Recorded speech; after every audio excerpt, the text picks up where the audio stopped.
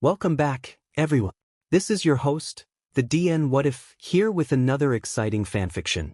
Today, we're diving into the story of what if Deku was blind, quirkless, and still a hero? A special shout out to the original creator, Neo7v. This is the permission statement by the author in written. Please make sure to show your support by checking out their work from the description. If you enjoy this video, don't forget to hit that like button and subscribe for more fanfiction content just like this. Now, let's get started with the fanfic. The rhythm of the world was something Izuku Midoriya would never tire of listening to. The sweet thump, thump, thump of people dancing and the clear tune of people laughing and having fun never failed to bring a smile to his face. Well, until today anyways. Quirkless. Useless. The first two things were stated clearly by the doctor that sat about 5 feet in front of him. The third was a word that Kaken called him every time he failed to make the jump on whatever forest excursion they were on or when he ran into a tree because he hadn't seen it. Of course, when he'd come home once again with a bruise on his forehead and Izuku mumbling sheepishly about not seeing the tree again, his mother had gotten worried and brought him into the doctor the next day. The doctor had pointed to something on the wall and no matter how hard Izuku tried, he couldn't read what it said, even from 2 feet away. In fact, all that was there to him was blackness, a void in which nothing could be seen. The doctor moved around him, his footsteps loud and jarring on the tile floor. He held up strange devices, flipping a switch on them that brightened the void slightly, but revealed no more of the world than he'd ever seen. No more than 20 minutes into the appointment, Izuku Midoriya was declared legally blind. It wasn't until the doctor had taken x-rays of his feet immediately after that he also concluded Izuku was quirkless too. An extra joint was still there in his pinky toe that most people with quirks lacked. At the age of 4, Izuku had a slim chance of developing a quirk, even less so because of his blindness. Many quirks required the use of sight to control properly, and with his blindness, even if he did develop a quirk, it would most likely be too dangerous for him to use it. At this rate, the best solution for little Izuku is to begin learning Braille as to not be behind in schoolwork completely and to get him a cane.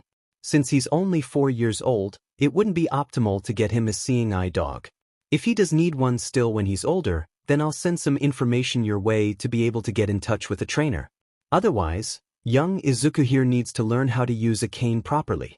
Here, the doctor handed her something that rustled. This should help you get started on improving your son's life as he navigates being blind.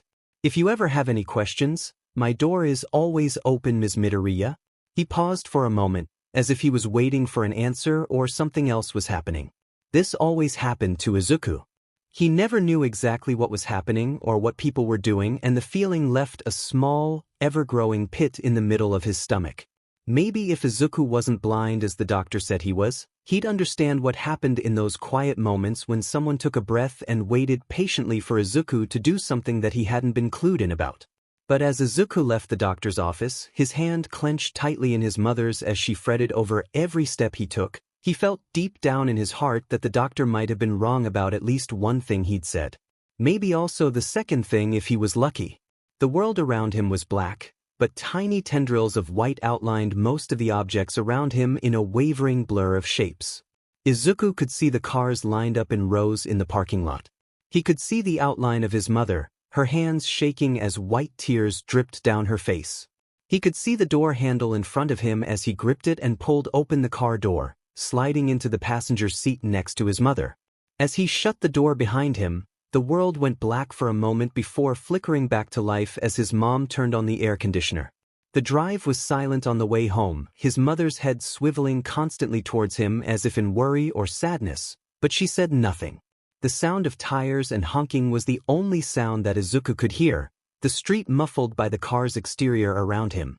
It wasn't until Izuku stepped foot into his house, his hand still clenched tightly in his mother's, that he was suddenly pulled into a bone-crushing hug. "I'm so sorry, Izuku," his mother sobbed out, her body racking in pain as she slowly rocked his unmoving body back and forth. "I don't understand." Izuku's voice sounded tinny and small even to his own ears. "I can still become a hero, right?" His voice wavered on that last word, tears warbling on the edges of his eyes and threatening to spill down if he moved even slightly from where he was or if anyone said another word. His mother's body racked with another sob, her left hand coming to slowly card through his hair in what he assumed was supposed to be comforting, but it only caused the tears to finally spill over, leaving cold trails along his cheeks that stung in the cool air of the air conditioner. "I'm so sorry, Izuku," she whispered into his ear. Was she giving up on him already? But he could still be a hero if he tried hard enough, right?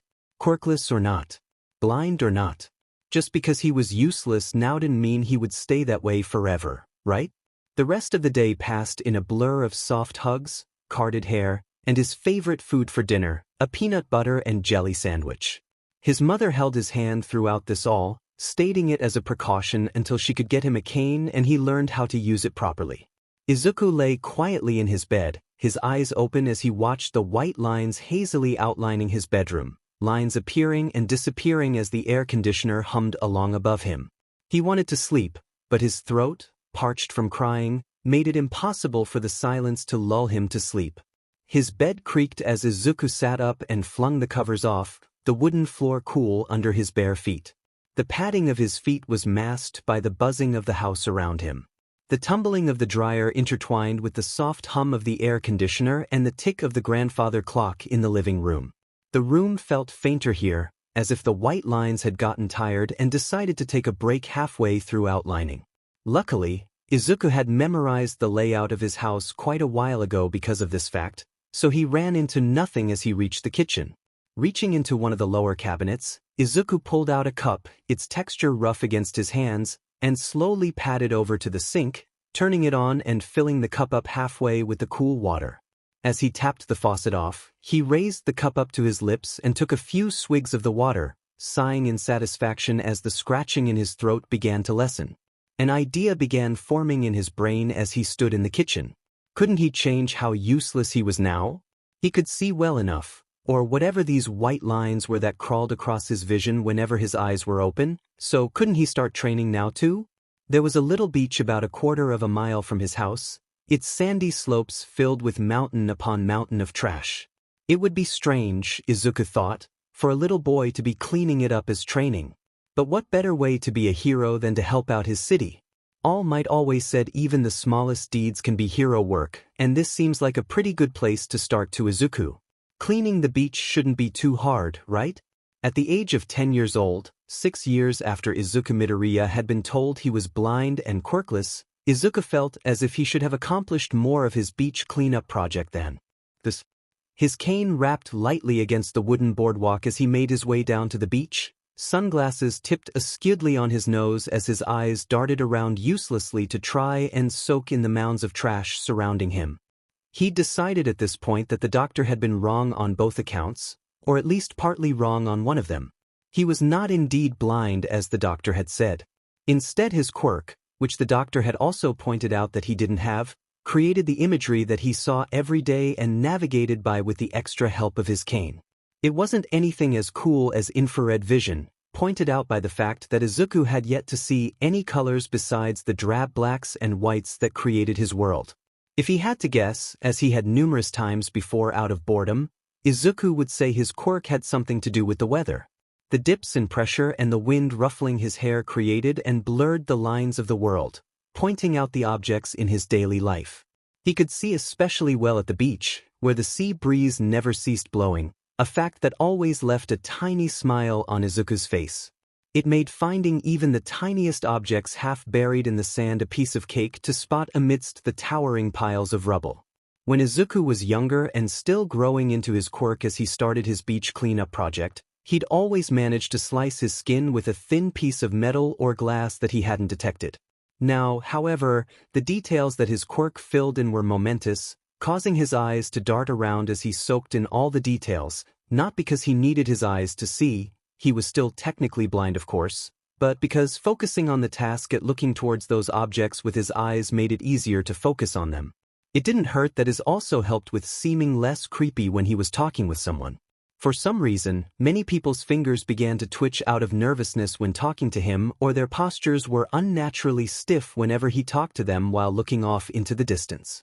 Izuku could just feel the pity rolling off of people like that in waves, and he hated it. Hated when someone's head tilted slightly in sympathy as soon as he told them he was blind. Hated the way their spines stiffened in surprise when he stated he was quirkless. Hated the way they always found a way to slink off after that, pace quickening once they assumed they were far enough away that Izuku wouldn't notice. But he always noticed. Every little detail of his black and white world was always noticed by him. How nobody believed him when he said he could see with his quirk, because who would believe a little 4-year-old that had just been told he was blind? How his mother's footsteps had become heavier with guilt for not noticing his predicament earlier. How his classmates jeered at him from afar. The only good thing that had come out of this was that Kakin never tried to push him down anymore or leave him behind. In fact, Kakin had become one of his closest friends after he came back to preschool with a cane in his right hand and his dark sunglasses perched precariously on his nose. While Kakin didn't show it with his tone of voice or the words he said, Izuku could tell by his posture how protective he'd become of his Deku. His shoulders always stiffened when someone was near Izuku, and he'd always walk right in front of Izuku whenever they were in a new setting or one that Izuku didn't visit often. The insults were the same, and Kakin's temper had only grown more explosive, but he knew that Kakin didn't mean a word of what he said.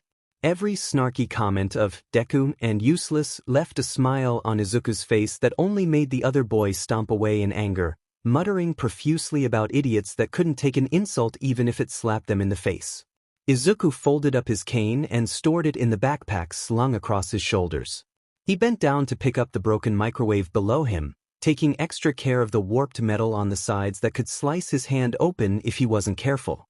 His mind always seemed to wander when he was trying to find a piece of trash he knew he could lift without trouble.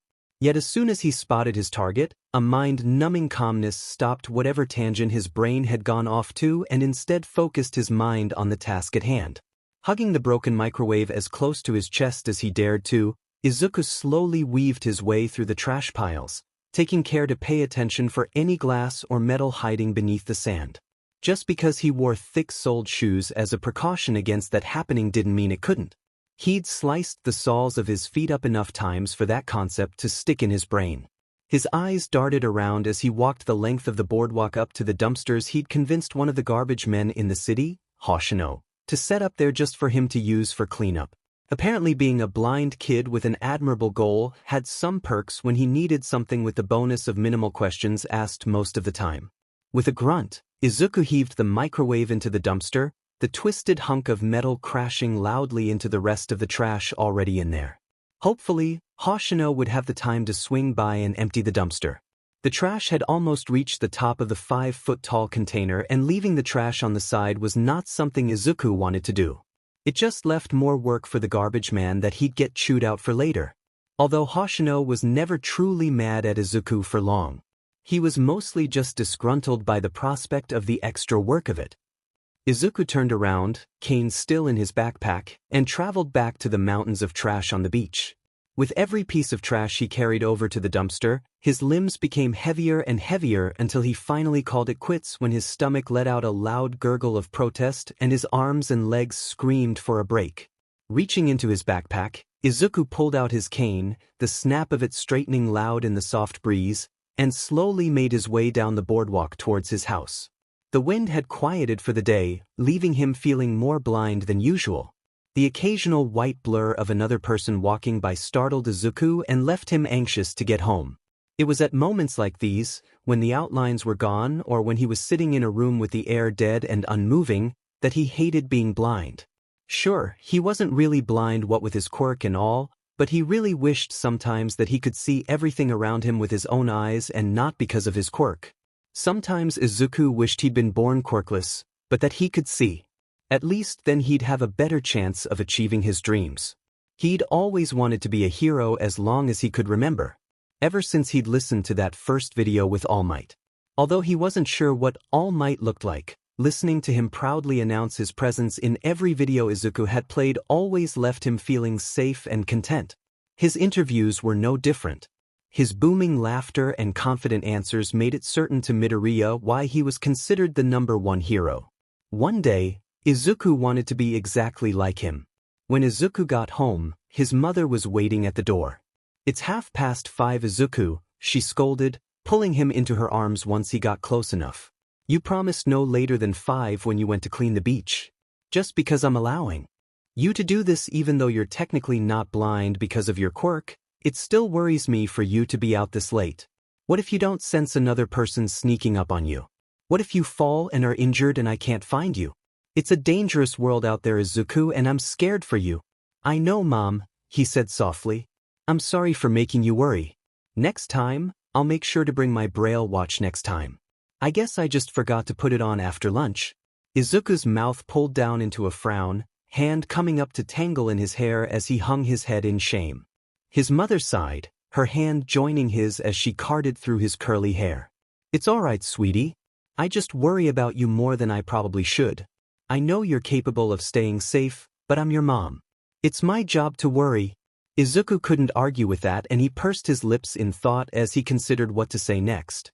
Considering this to be her win of the argument, his mother ruffled his hair one more time before swooping down and kissing him on the cheek. Now shoo. She pushed him gently into the house. Go get washed up for dinner. I don't want to see a speck of dirt on you when you get back. A grin alighted Izuku's face. Well, I certainly don't see any dirt on me. Can I just go eat dinner already? I'm starving, Mom. She pushed him a little harder towards the bathroom, Izuku's laughter causing her own snort to join in. Izuku, you know exactly what I mean. Now, go before your food gets cold, you troublemaker. His mother walked off, swinging her hands and humming softly to herself. It had been quite a while since Izuku had seen his mother this relaxed. Ever since his father had left them to work at a hero agency overseas 4 years ago, his mother's figure had become more and more hunched, her frame filling out not just from age, but from sadness too. It hurt Izuku's heart to see her slowly withering away. Every time she laughed, every time her shoulders untensed, every time she hummed softly in content, they all lessened the hurt in his heart every time she truly felt happiness. It was something he strived for every day and rarely seemed to accomplish. It used to be much easier to make her giggle in excitement or to get her to laugh in surprise. When Izuku was 6, he went through a phase of trying to make the ugliest faces he could, knowing he had accomplished his task when she burst out laughing. When Izuku was 7, he tried to come up with the craziest poems he could and he'd recite them at dinner time, almost always managing at least a snort with every attempt. It was near the time when Izuku had turned 8 that his mother became increasingly harder to cheer up. Izuku wasn't sure why his mother didn't laugh as much anymore. He only hoped it wasn't him that had caused the drastic change in her personality. The air conditioner whirred to life as Izuku's cane hit the frame of the bathroom door with a solid thump. His mother always turned it on when he was home so that he was able to navigate the hallways without the use of his cane. With one quick flick of his wrist, he folded up his cane and stuffed it into his backpack, sliding into the bathroom with ease. Pulling up his sleeves up, Izuku turned on the sink, pumping soap into his hands and scrubbing until his hands felt raw and what he assumed to be squeaky clean. Izuku turned off the sink and padded out of the bathroom, the outline of his house a welcoming sight from the static silence of earlier. The cloying smell of soy sauce filled his nose as he breathed in deeply, bringing a smile to his face.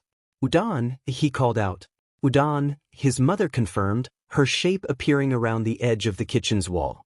Her head was tilted the way it usually was when she was happy. It left a warm, fuzzy feeling in Izuku's chest as he carefully made his way over to the dining table and sat down. A few fans already pointed directly at his seat so that he wouldn't accidentally stab himself. It had happened one time when he was 8 and his mom had fretted over the possibility since then, even changing out any knives he had to use for plastic ones. With chopsticks held in one hand and his other curling languidly around his drink, he dipped his chopsticks into the udon noodles and brought them slowly to his mouth, blowing softly to cool them off. After a few seconds, he finally lifted them into his mouth, taking a hearty mouthful and moaning in delight at the burst of taste that met his tongue. It was this that Izuku loved. The little things like perfectly cooked udon noodles and quiet laughs and knowing his mom was happy because of him. The little things that made life worth living weren't always what others believed they should be. At the age of 10 years old, Izuku Midoriya felt that maybe being blind wasn't the worst thing that could have happened to him. Maybe it was exactly what he needed. Midoriya also wants to go to Yui High, correct? Izuku ducked his head as the entire class swiveled to look at him, the brutal sound of their laughter filling his ears. He wanted to crawl into a ball and hide. Was it so bad to have a dream just because he was blind? Kaken growled softly beside him, but said nothing like usual. He never said much in Izuku's defense anymore. Not since they'd entered junior high almost 3 years prior. Instead, he'd ignored Izuku as much as possible, like even being near him was something unthinkable. The bullying had only gotten worse with every passing day. The winters were the worst in Izuku's opinion. Without the air conditioners on, he hadn't been able to detect a thing inside the school, being forced instead to use his cane to navigate the halls. His knees were scraped raw and pulsing with pain from how many times he'd been tripped by the other kids. And every time it happened, their shoulders would shake with suppressed laughter as they snickered out sorry. But they weren't ever sorry. Even if they weren't laughing as they said it, Izuku would still know they'd never be sorry. At 15 years old, in his 3rd year of junior high, Izuku Midoriya was still the same useless, blind kid he'd been since he was 4 years old. At this rate, nothing would change. Izuku blocked out the rest of class after that, keeping his head low as his fingers skirted across the notebook in front of him, his specialized pen writing notes on everything he could remember hearing about heroes. The ink came out in thickened dots, drying out less than a second after touching the paper. His fingertips brushed across the braille, rereading through the information he already had. Kamui Woods. Age, 29. Quirk, lumber. He can generate and control wood from any part of his body. He mostly uses it as a way to bind enemies. Ineffective against fire. Recently found fighting an enlarging Quirk villain near Tetouan Station this morning. Used his final move of lacquered chain prison to apprehend the villain, but was interrupted by a new hero that goes by the name of MT Lady. Possible new hero on the rise? The school bell rang, dismissing the class for the rest of the day. Izuku sighed, shoving his pen and notebook into the unzipped pocket of his backpack and unfolding his cane with a flick as he stood up. A white blur suddenly appeared in front of him, shoving him back into his seat. "WhatIf? You'll never become a hero, Deku?" The rough voice of Bakugo Katsuki grated against Izuku's ears. He held Izuku down with one hand, the sound of popping sparks coming from the other. "Just because you can see outlines, doesn't mean you aren't still blind. You're more likely to get killed than be helpful in the state you're in. I'm going to be the only person from this crappy place to get in, and I'll become the greatest hero too. You're lucky to have even known me at all. So don't even think about applying to Yui, got it?" With one final shove against Izuku's shoulder, Bakugo walked away, sparks now flying from both of his hands. Kaken? Izuku had never seen his childhood friend act that way. After 3 years of silence, all he got was a big screw your dreams speech from Kaken, and for what? So that he could feel better about himself? Izuku already knew that Kaken had everything he'd always wanted. An amazing quirk. Eyes that actually worked. A place in this world. The air felt stale as Izuku walked out of the school and down the streets towards his house. His surroundings were pitch black, and it left Izuku with an anxious, squirming feeling in the pit of his stomach.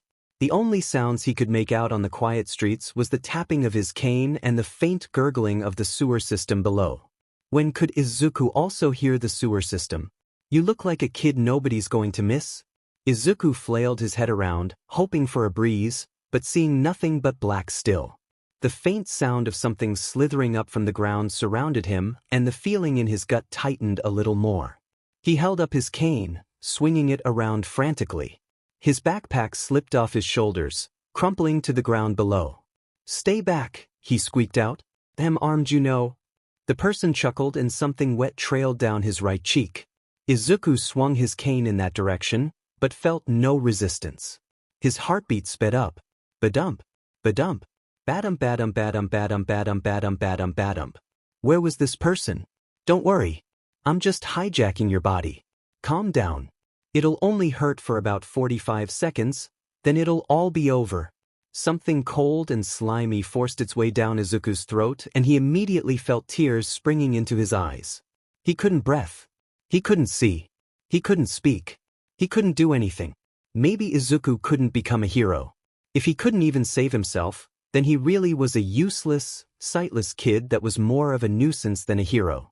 Izuku's hands scrambled against the sludge, filling his mouth to no avail. This was it, he realized with a shock. This was how he was going to die. alone with no one but his mom to care that he was gone. If only he'd been able to see the villain and escaped earlier. If only he had a quirk that would help him fend this villain off. If only he wasn't useless. If only. If only. If only. The world went silent. When Izuku came to from a hand lightly tapping his cheek, his throat felt parched and wrecked, as if he'd just gotten a cold. "What's happening?" he croaked out. "Oh good," someone's voice boomed out. "Thought I'd lost you there for a second, kid." Eyes widening, Izuku bolted up, hands fumbling around for his cane as he recognized whose voice it was. Of course he'd meet All Might when he couldn't see a thing from his quirk, and he'd just become knocked unconscious by a villain. His hand finally connected with the head of the cane, and Izuku immediately scrambled up, leaning heavily onto the cane as the world stayed black. "Where was the wind when you needed it?" "All Might," Izuku breathed out, head spinning around as he tried to listen to where the hero was. A booming laugh could be heard to his right, and he immediately swiveled around to the hero's general direction. It's an honor to meet you." "Of course, kid. I'm glad I could save you in time too. Slippery villains like these are always the worst." All Might paused for a second, as if waiting for Izuku to do something. He nearly smacked himself in the forehead.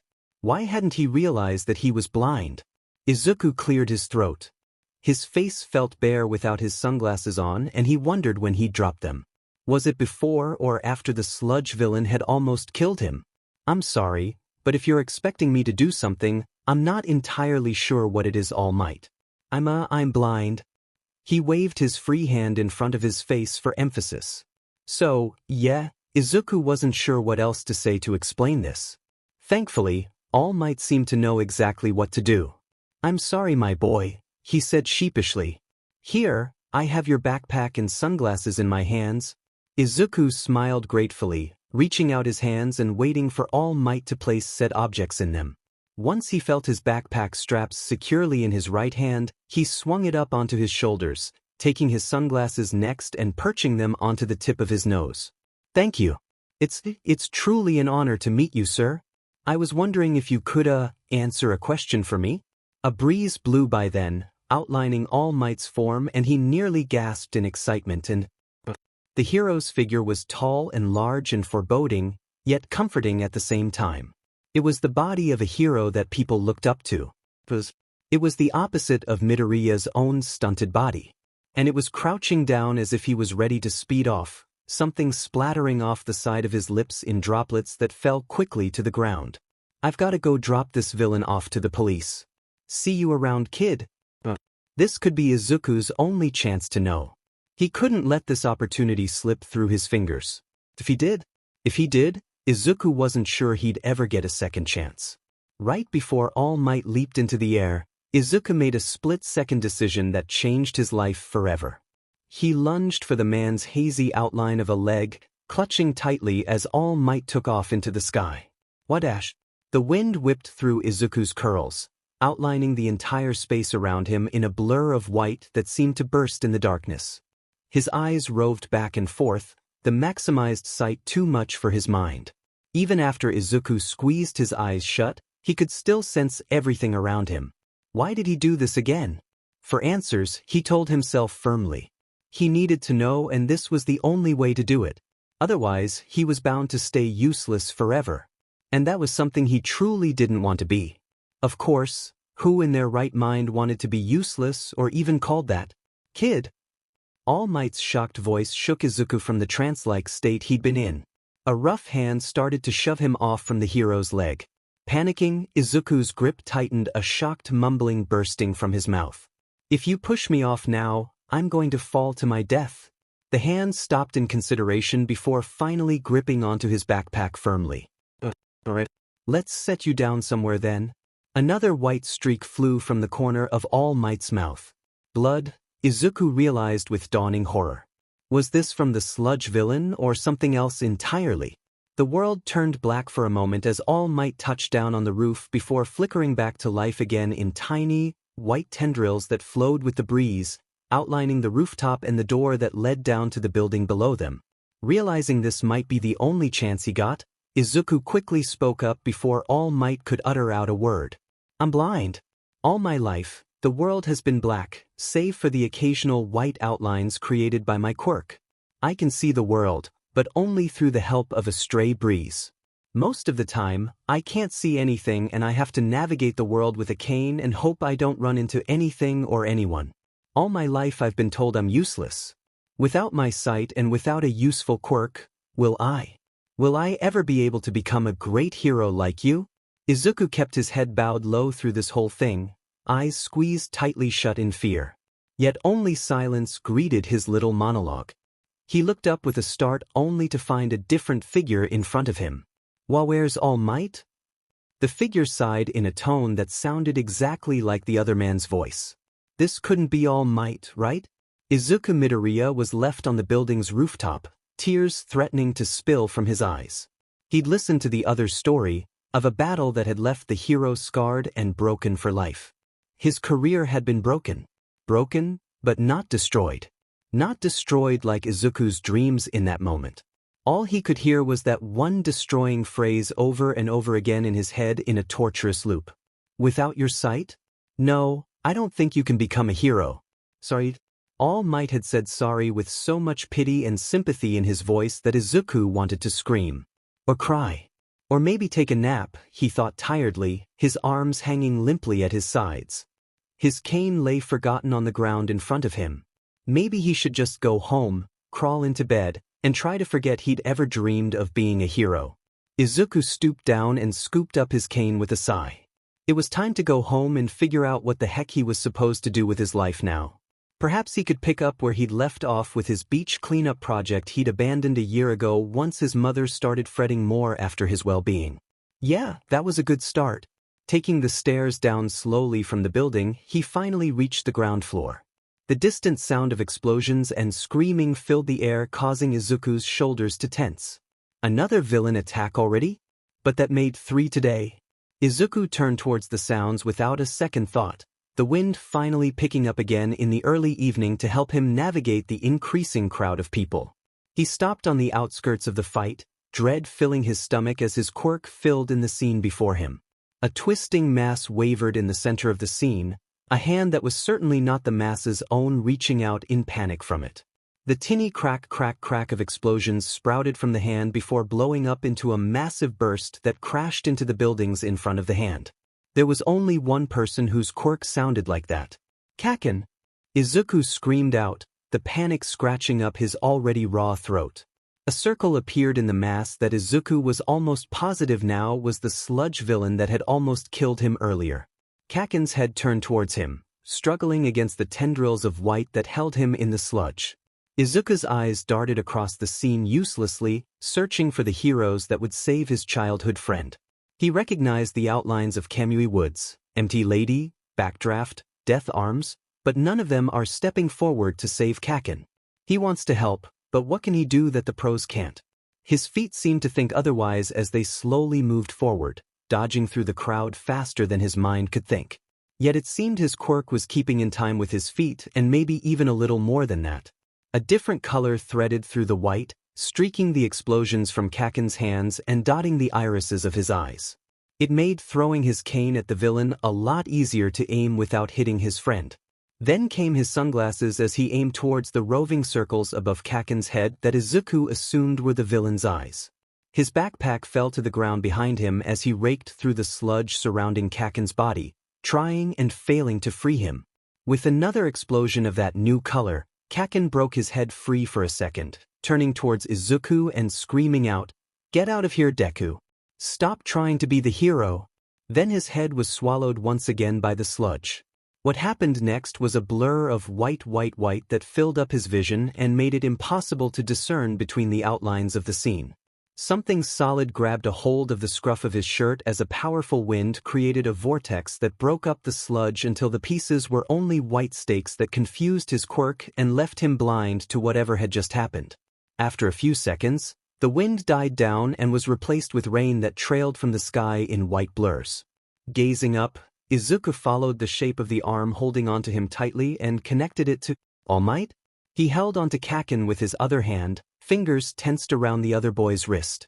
Reporters immediately swarmed All Might and Kaken as the hero let go of Izuku and Bakugo. Izuku was left alone at the side, surrounded himself by the other heroes berating him for being reckless. But what else was he to do? They certainly hadn't been trying to save Kaken. Izuku fled the scene as soon as he could, spotting the outlines of his stuff and scooping it up quickly as he walked back towards his house.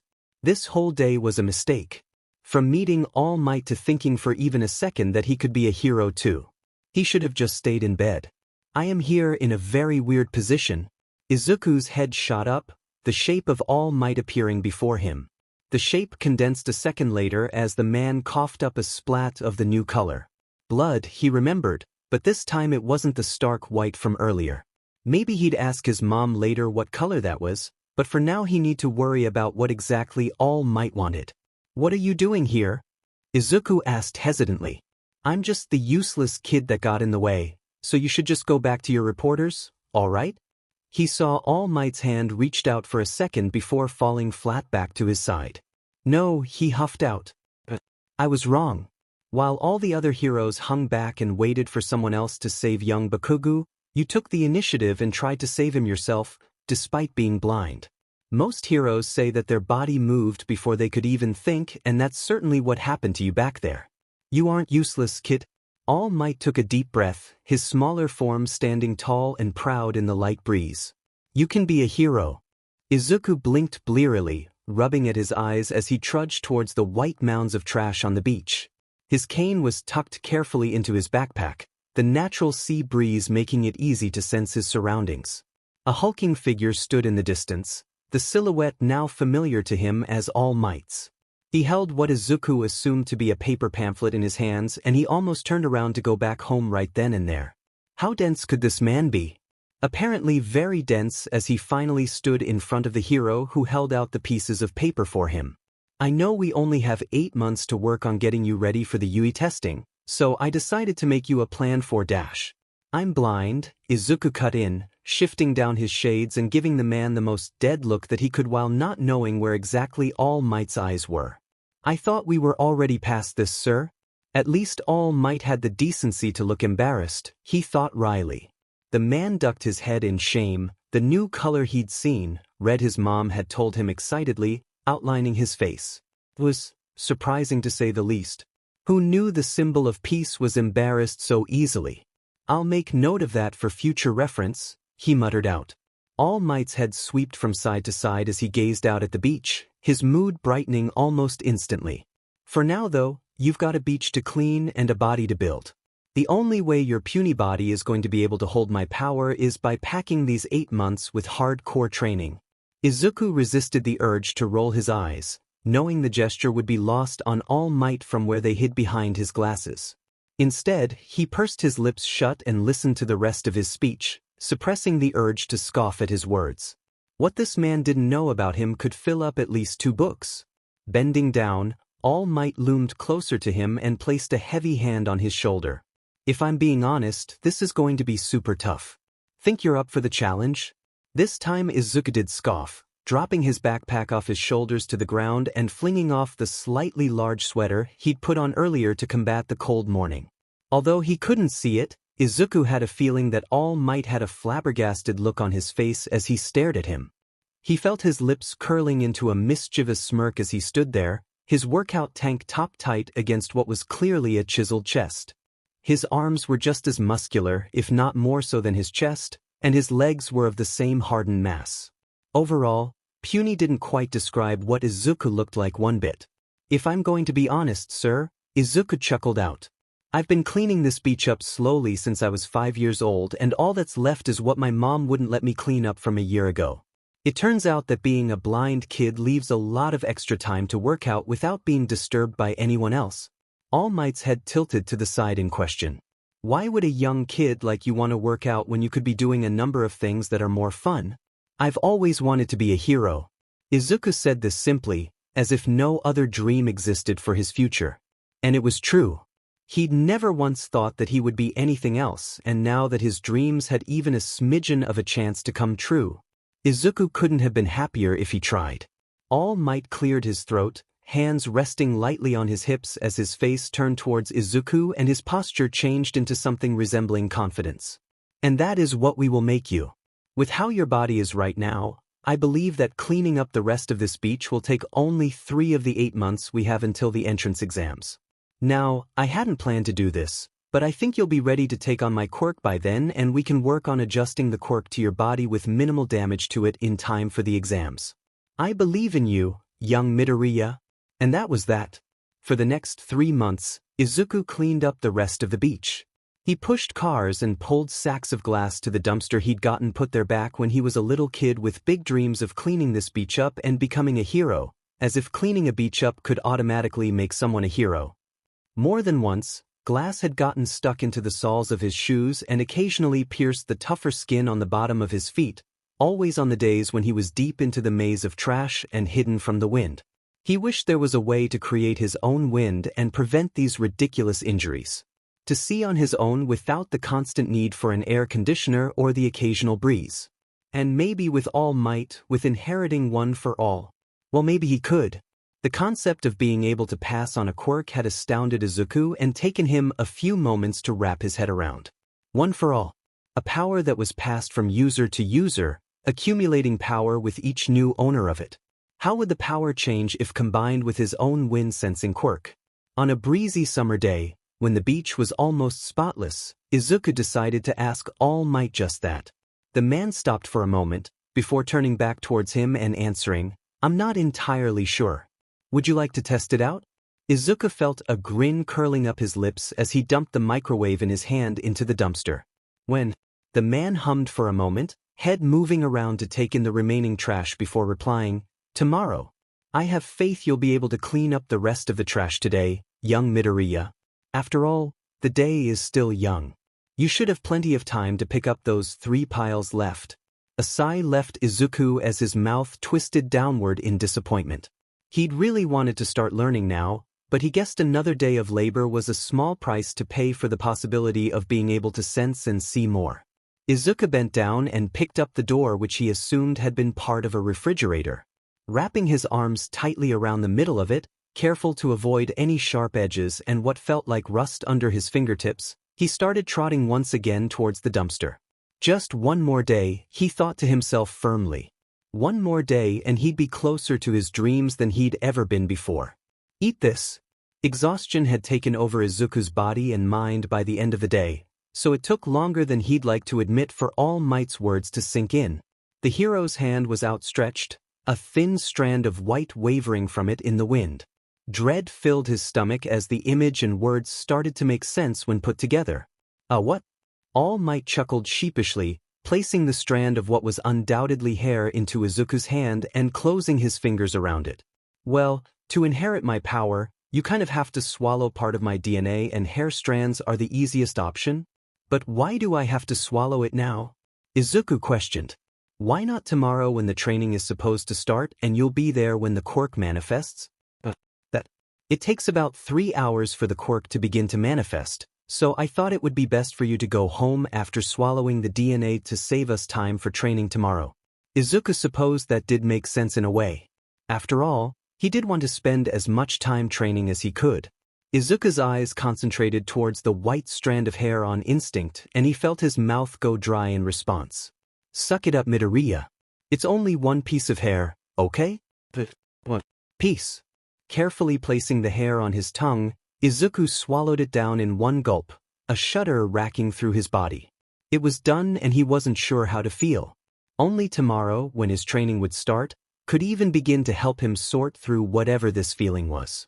Yagi Toshinori stared at his successor's retreating back as he walked down the boardwalk of the beach, each step heavy with exhaustion. Uncertainty and unease crept into his stomach and he wondered if he'd made the right decision on choosing Midoriya Izuku. This wasn't the first time Toshinori had felt apprehensive about Midoriya. Sure, the kid was bright and seemed motivated to become a hero. Heck, the kid had started cleaning the beach up and working out his muscles all the way back when he was 5 years old. If that wasn't dedication, Toshinori wasn't sure what was. With each argument he pitted against the pit in his stomach, however, only grew the seed of doubt bigger and bigger until a tiny sapling of fear had grown in his gut. What if the kid wasn't ready? What if he'd chosen the wrong person to pass on his legacy to? Midoriya was blind for Pete's sake. Was it really the kid's heroism that had Toshinori jumping into action to help Midoriya become a hero, or was it some twisted form of pity? As Midoriya reached the end of the boardwalk, he pulled out his white cane tipped in red from the yellow backpack he always wore on his shoulders. His green hair flopped in the wind as he slowly tapped his way down the street, eventually too far away for Toshinori's eyes to see him. The sight of Midoriya's pale green eyes suddenly flashed in his mind. Despite not being able to see, the kid's eyes were still expressive and earnest and every bit the look of a hero.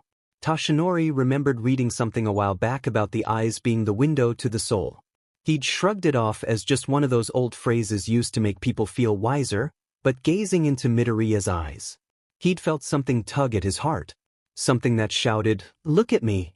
See me. I'm here." It was a feeling that always left him breathless and curious and wanting to see what would become of such a frail-looking kid all at the same time. Perhaps it was that feeling, one filled with such blinding emotion and want, that had had Toshinori plucking off a piece of his golden-colored hair and handing it out to Midoriya. He felt proud in that moment and certain of his choice. So why did he feel so apprehensive now? If Toshinori had wanted to protect the kid, he shouldn't have approached him the day of the Sludge villain after everything had gone down.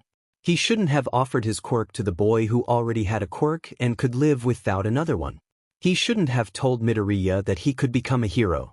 If there was one promise Toshinori had promised to keep to himself though, it was that he wouldn't lie to those who needed the truth.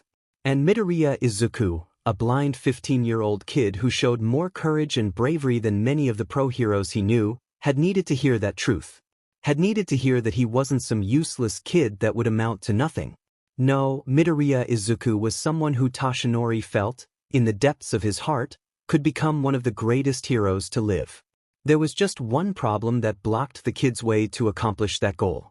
Midoriya was blind, something that seemed like a minor issue in the grand scheme of things, but it was a minor issue that others, mainly villains, would take advantage of if they knew. The kid was pretty good at acting like he wasn't blind, something Toshinori found quite impressive, but there were still moments that it seemed painfully obvious Midoriya couldn't see what was happening. Whenever someone smiled at him or held something out for him to take when it wasn't windy, the boy always stood there patiently with this confused look on his face as if he couldn't fathom what was happening. Hopefully, Toshinori could also work through this problem in some way so that the kid fit in perfectly with the rest of the class and no one found anything amiss. Yes, his first order of business would be to work with Midoriya on how to act normal, while simultaneously teaching the kid how to harness one for all. Toshinori couldn't let him go all out for his first use of the power either. What would the healers at the hospital think if they saw such an injury? He shuddered to even think about how much they'd chew him out for recklessness, especially if it was Recovery Girl who attended to his wounds. No, he'd have to slowly ease Midoriya into this new power. Hopefully the combination of him already having a quirk and his built-up muscle will help to hone his new quirk. If it didn't, well, Toshinori would deal with that if it came to that. Toshinori let out a yawn, smoke surrounding him in wisps as his form decompressed into what he considered his weak civilian form. He needed to get home and rest. Tomorrow was going to be quite the big day after all. Izuku woke up feeling strange. Not the sort of foreboding strange that he always felt creeping up his spine when the wind died down or he was indoors, but the kind where he knew something was different and couldn't put a finger on what exactly it was. The house was silent at 6 o'clock in the morning as Izuku made his way on his room, hastily pulling on his clothes to get to the beach as soon as possible. It wasn't until he was sitting on his bed, cramming his feet into his red outlined shoes, that something dawned on him. He couldn't hear the telltale whirring of the air conditioner or the faint swishing of the fan overhead on his ceiling. The air was completely dead, but his vision certainly wasn't. In fact, it felt more heightened than ever before.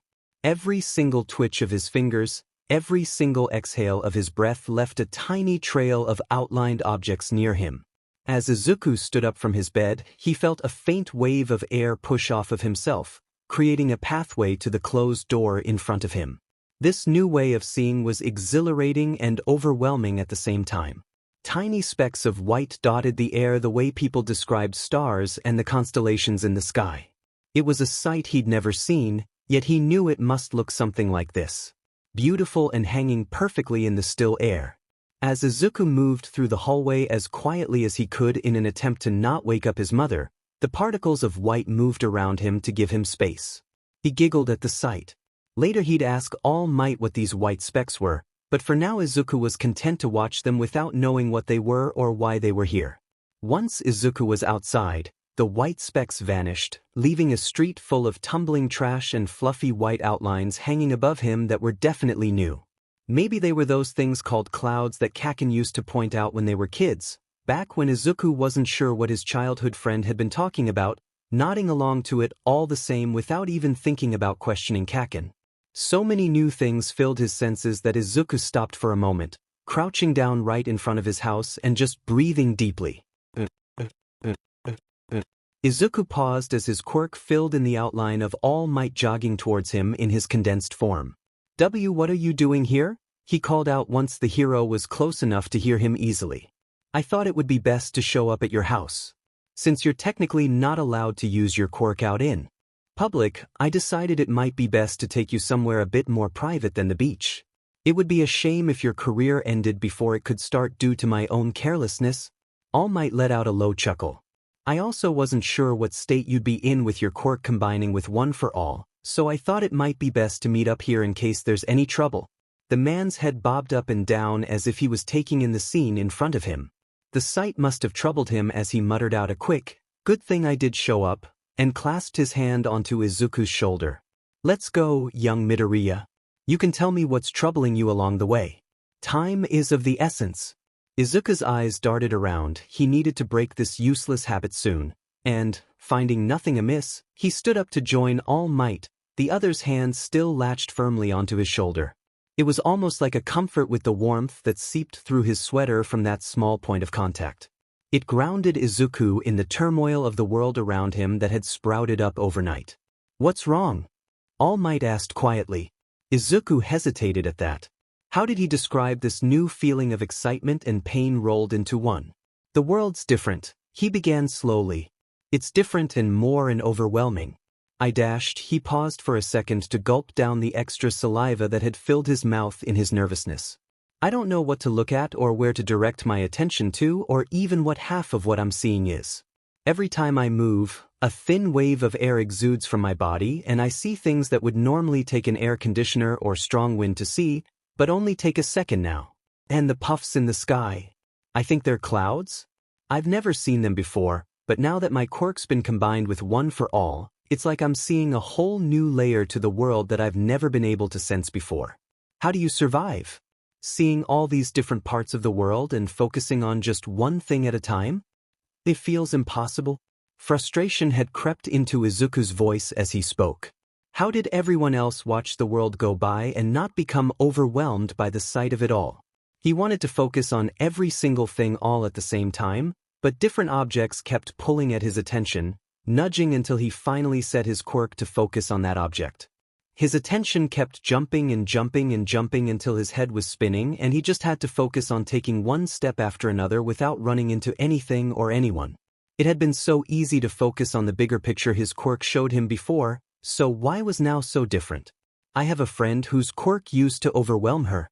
Izuku started at the sound of All Might's voice and how soft it sounded. "You see, she has an information quirk that constantly floods her with facts about the world around her and she used to become overwhelmed to the point that she couldn't move for a while.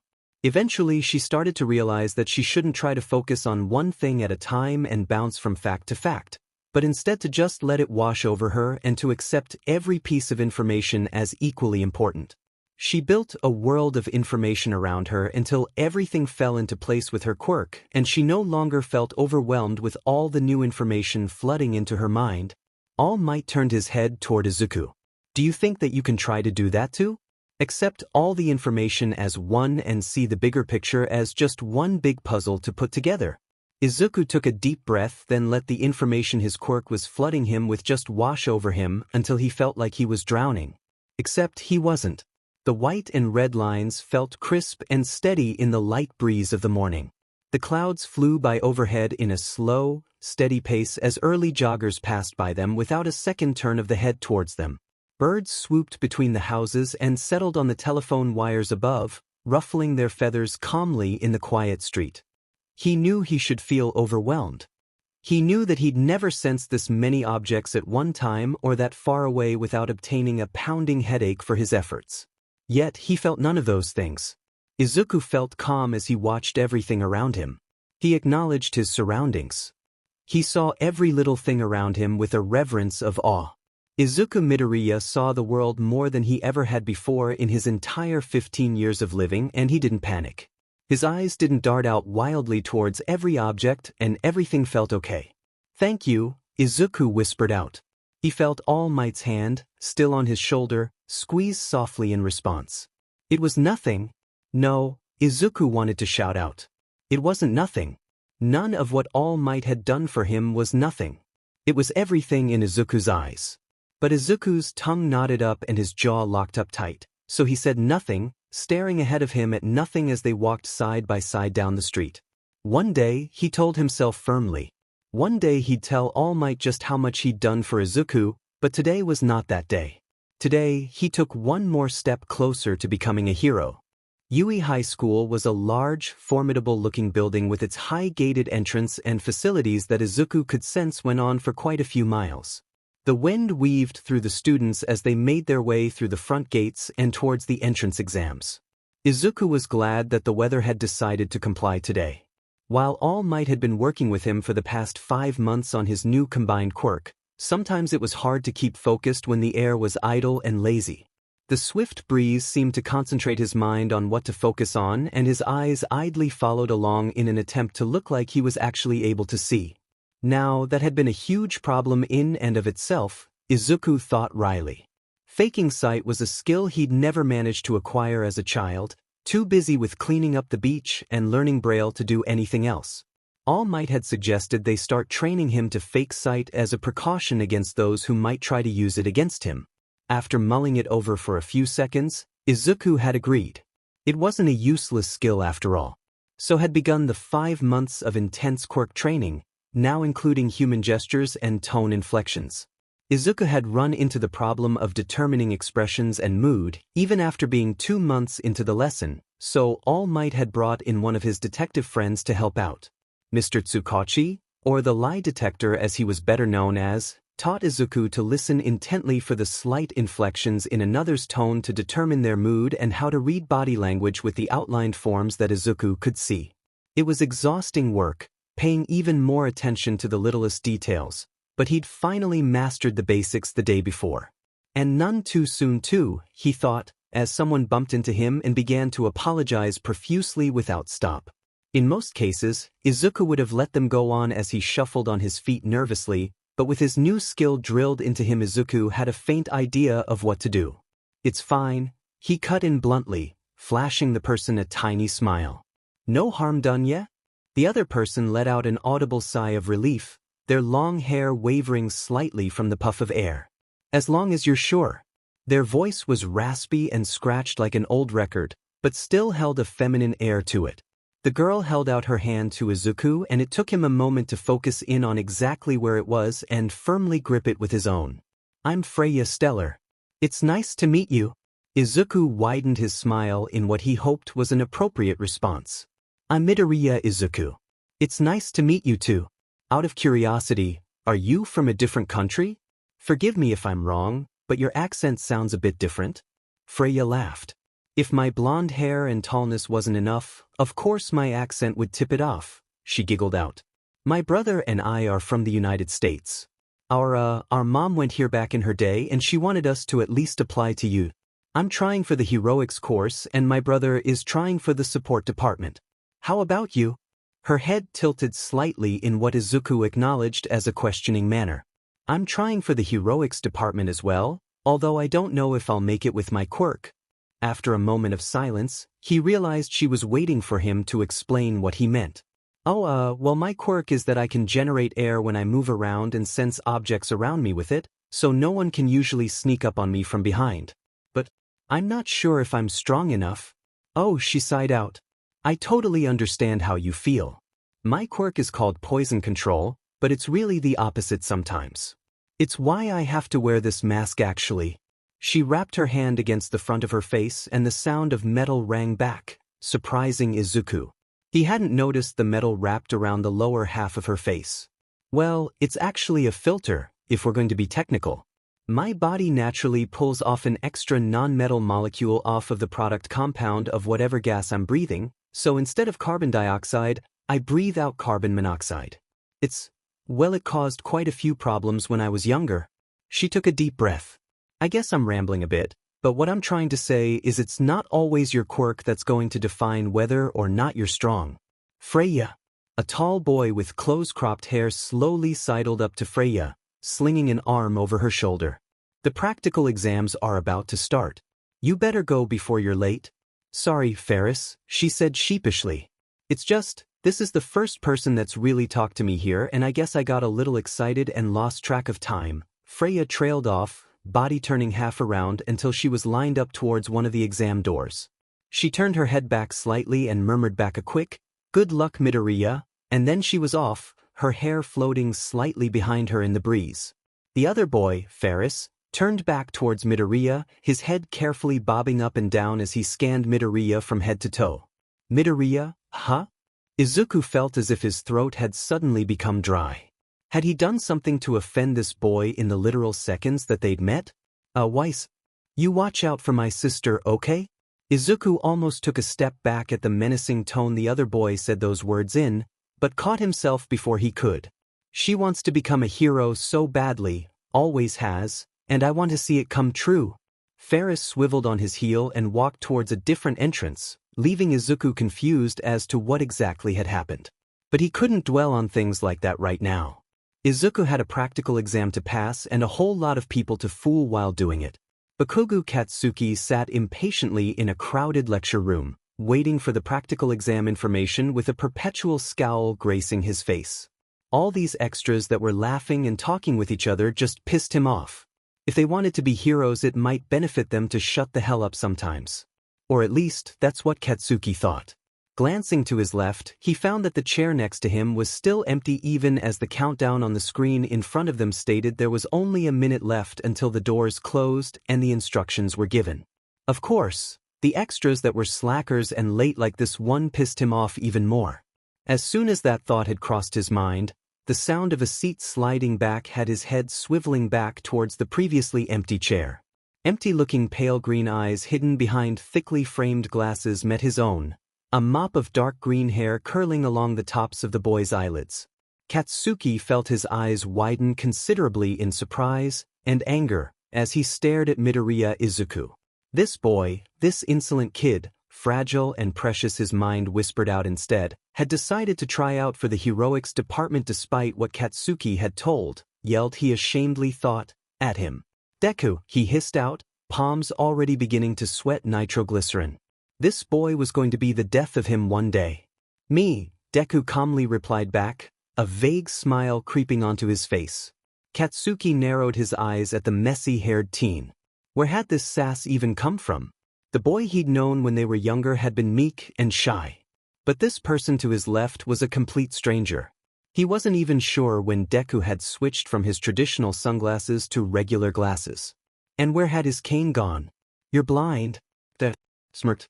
He freaking smirked at Katsuki. Not according to the school application I just sent in. I'm actually just a kid who's extremely clumsy at times and needs high prescription glasses to see. He grasped the side of the glasses frames and lifted them up and down for a few seconds for emphasis. See?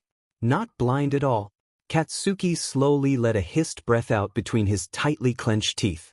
Just because a paper says something, idiot, doesn't mean it's true. Oh, but it needs to be true, Izuku said nonchalantly. They'd never let a blind kid take this exam, but, he paused for a second, his pale green eyes locking unnervingly onto Katsuki's red eyes. How the heck was he even doing that? This kid was blind for Pete's sake. Becoming a hero is my dream, Kaken. Do you really want to destroy that? And the immediate answer was no. Katsuki had never wanted to destroy his dreams or even harm them in any way. He just didn't want his childhood friend to get hurt because of this. Why shouldn't he stop Deku, Izuku, his mind rebelliously whispered, from getting into harm's way? There were no possible outcomes that Katsuki could see where Deku wasn't hurt as a hero. Of course, his mind would argue back, he would also most likely get injured as a hero too, so what was the difference? Deku was blind and Katsuki wasn't. That was the difference and something he always failed to remind himself of. And yet, Deku could see, couldn't he? With that quirk of his, the wind was his guide and could help him sense if anything was coming towards him, no matter the direction. Perhaps he wasn't as weak as Katsuki saw him in his mind's eye. Perhaps, just once, he'd been wrong about Deku not being able to become a hero. Of course, Katsuki would never admit that aloud in a million years. Instead, he let out a small grunt and turned his head to face forward once more as the lights dimmed and the timer went off on the screen in front of them. The sound of people talking slowly pattered off until the only sound left was the occasional shuffling of seats as people tried to get more comfortable. Promise not to say anything about my, impairment? When Katsuki didn't respond after a few seconds, Deku let out a sigh of relief as he took the silence as agreement. It was, but he'd never confirm it. Thanks, Kaken. I knew I could count on you, just like old times. Katsuki peered at Deku out of the corner of his eye, spotting the genuine smile that was now on the other boy's face. All the other smiles had been fake so far. Or, at least not heartfelt like this one was. He felt something akin to happiness beginning to blossom up inside him at that fact, but quickly squashed it down so he could focus on the man standing on the stage. Welcome to today's live performance. A pro hero, Present Mike, screamed out. How's everyone doing today? He flung his fingers out at the audience as if waiting for a response, but the room stayed deathly silent.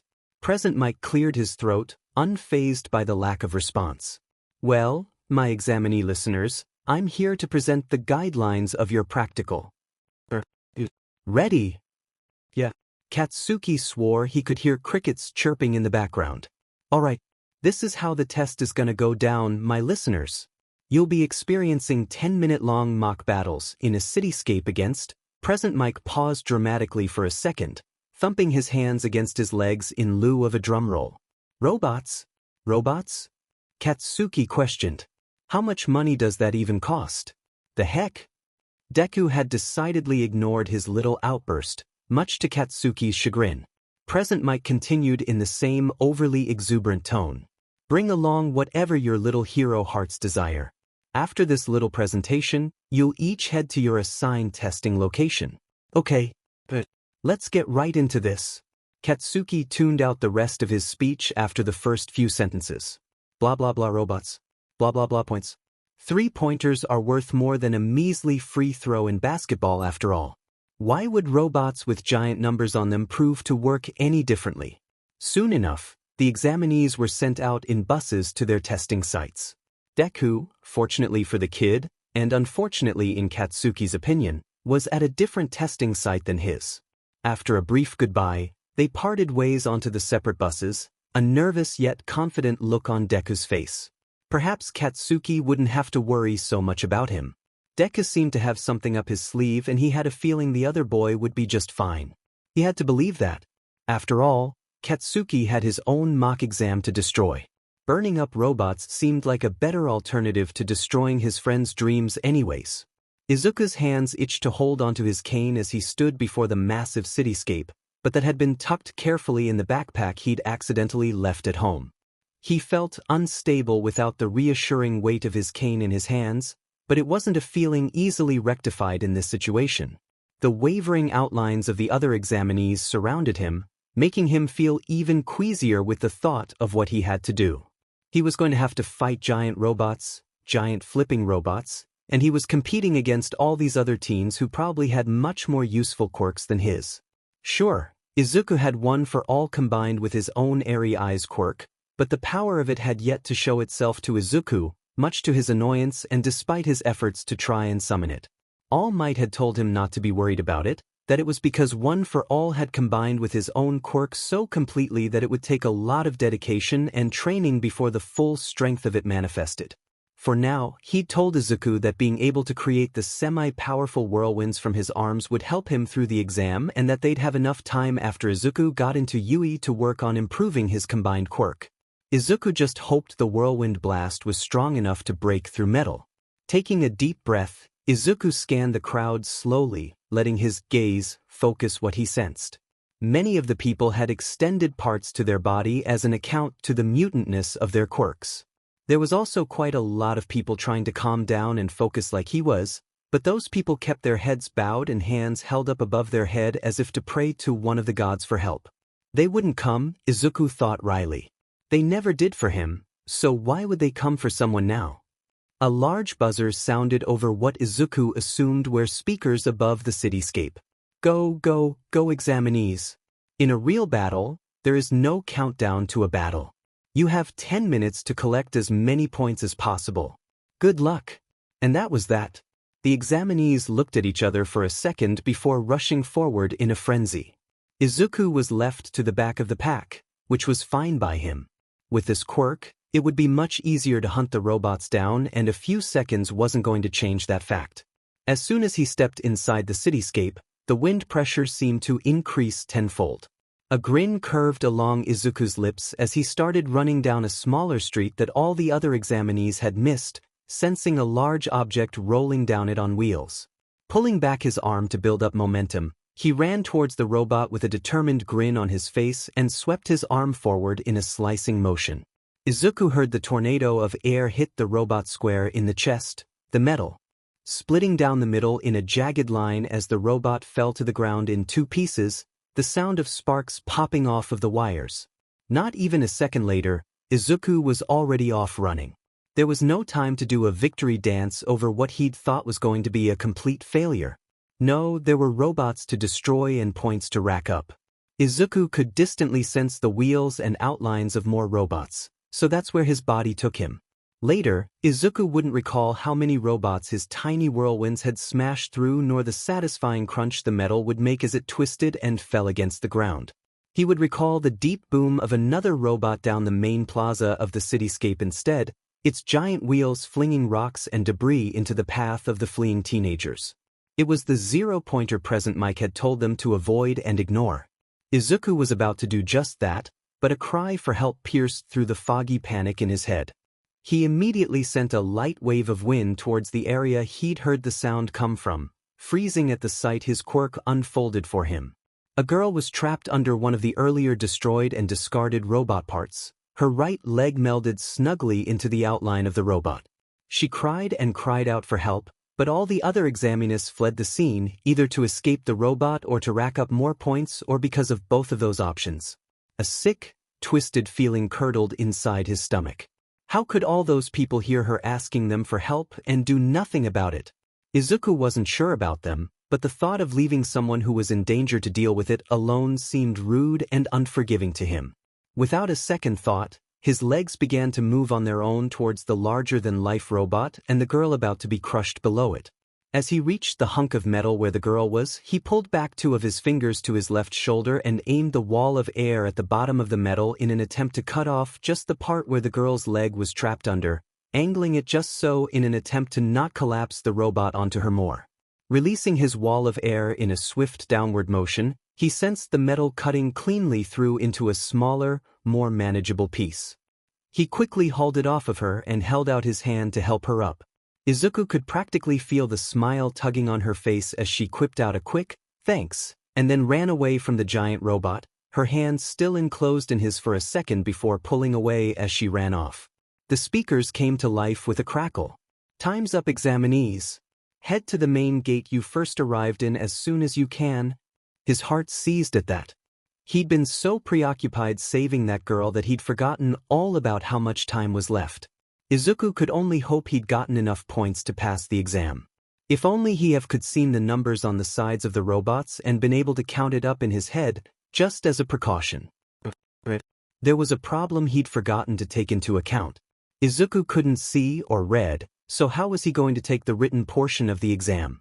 As Midoriya Izuku got off the bus back from the practical exams, his shattered glasses held loosely in his left hand, he made sure to stumble a bit and keep a sheepish look on his face as an examiner overseeing the transition to the written exams came walking over. "Are you okay?" they asked, concern leaking into their voices. Izuku forced out a nervous laugh. "I sorta broke my glasses during the practical exam and my vision is super bad, so I'm not exactly sure how I'm supposed to take the written portion of the exam." Was it convincing enough? Did he seem like a trustworthy enough kid to believe this hastily put-together story? The person nodded in response. That would pose a slight problem. I suppose that you could take the exam verbally in a separate room. Their voice trailed off uncertainty. Izuku mentally let out a sigh of relief. That would be perfect, thank you. Follow me then. And so he did, hand fumbling onto the edges of their jacket and holding on tightly as he followed them into the building.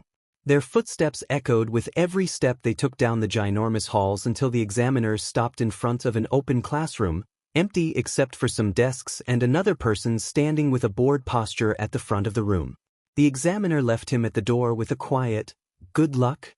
The person's head flicked up as Izuku walked into the room. So, the man drawled. Or Izuku assumed it was a man from the deeper voice anyways. "Why are you in need of a verbal examination?" Izuku held up his glasses in response, hoping that would be sufficient enough as an answer. The person just sighed in response. "And what is your quirk?" Hesitating for a second, Izuku pondered this question. In the official quirk registry, he'd dubbed the name of his quirk Airy Eyes, but it had become so much more with the combination of one for all.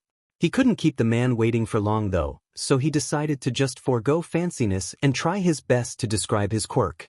"I can generate strong air currents when moving my limbs and am also able to sense any object around me for a considerable radius from the wind. It also works to sense objects in just regular wind too, or an air conditioner's current." "Does it also sense words on flat surfaces?" he inquired. If only, Izuku thought wistfully. Instead he responded with a curt, "No, it only senses the outlines of objects." "Name?" "Midoriya, Izuku." The man's head nodded once before he gestured to one of the desks in front of him. "Sit down so we can begin." Izuku scrambled to comply, carefully placing the crushed glasses on the desk in front of him. "The test is 112 questions. All of your answers will be verbal and recorded for future grading. If the answer is multiple choice, please state both the letter of the choice and the actual choice itself for clarification. If you would like to skip the question and go back to it after I ask all other questions, please say skip and I will skip it and go back to read that question after all other questions have been read through. You will have 3 hours to complete the verbal version of the entrance exam once I say start. Do you have any questions?" Izuku slowly breathed in, then out. No. He could do this. He could do this. He could do this. He could do this. He could do this. He could do this. He could start. Aizawa Shoyuda wasn't sure how exactly he'd gotten stuck with being a verbal testing examiner. With school starting in 3 weeks and his workload piling up over the summer until even staying awake for 3 hours on a free day had been a struggle for him, he wasn't sure if it was to bring the most likely to fall asleep candidate to read a test for 3 freaking hours. Of course, he had a feeling on who it was that recommended him. Hizashi, or more properly known as Present Mic by the public, always seemed to drag Shoyuda into the worst situations possible with a smug grin on his face and the loudest laughter he'd ever heard before from anyone. If Hizashi was seen anywhere in public, Aizawa could usually be found nearby in his yellow sleeping bag, dark circles ever prominent under his eyes. So Shoyuda stood there at the front of his empty classroom in the off possibility that a student couldn't take the written version of the exam, whether this be from an injury or their quirk prevented it. He'd almost just left after standing there with no students showing up for 30 minutes, for he wasn't a very patient person, but some gut feeling told him to wait a few minutes longer and so he did. It had never failed him before and had kept him safe many a times in the field, so why should he ignore it now? Footsteps echoed softly in the hallway after a minute or so of waiting. Shoyuda immediately stood up from where he'd sat down on the teacher's desk, attention focused raptly on the small boy with curly green hair who had walked into the room.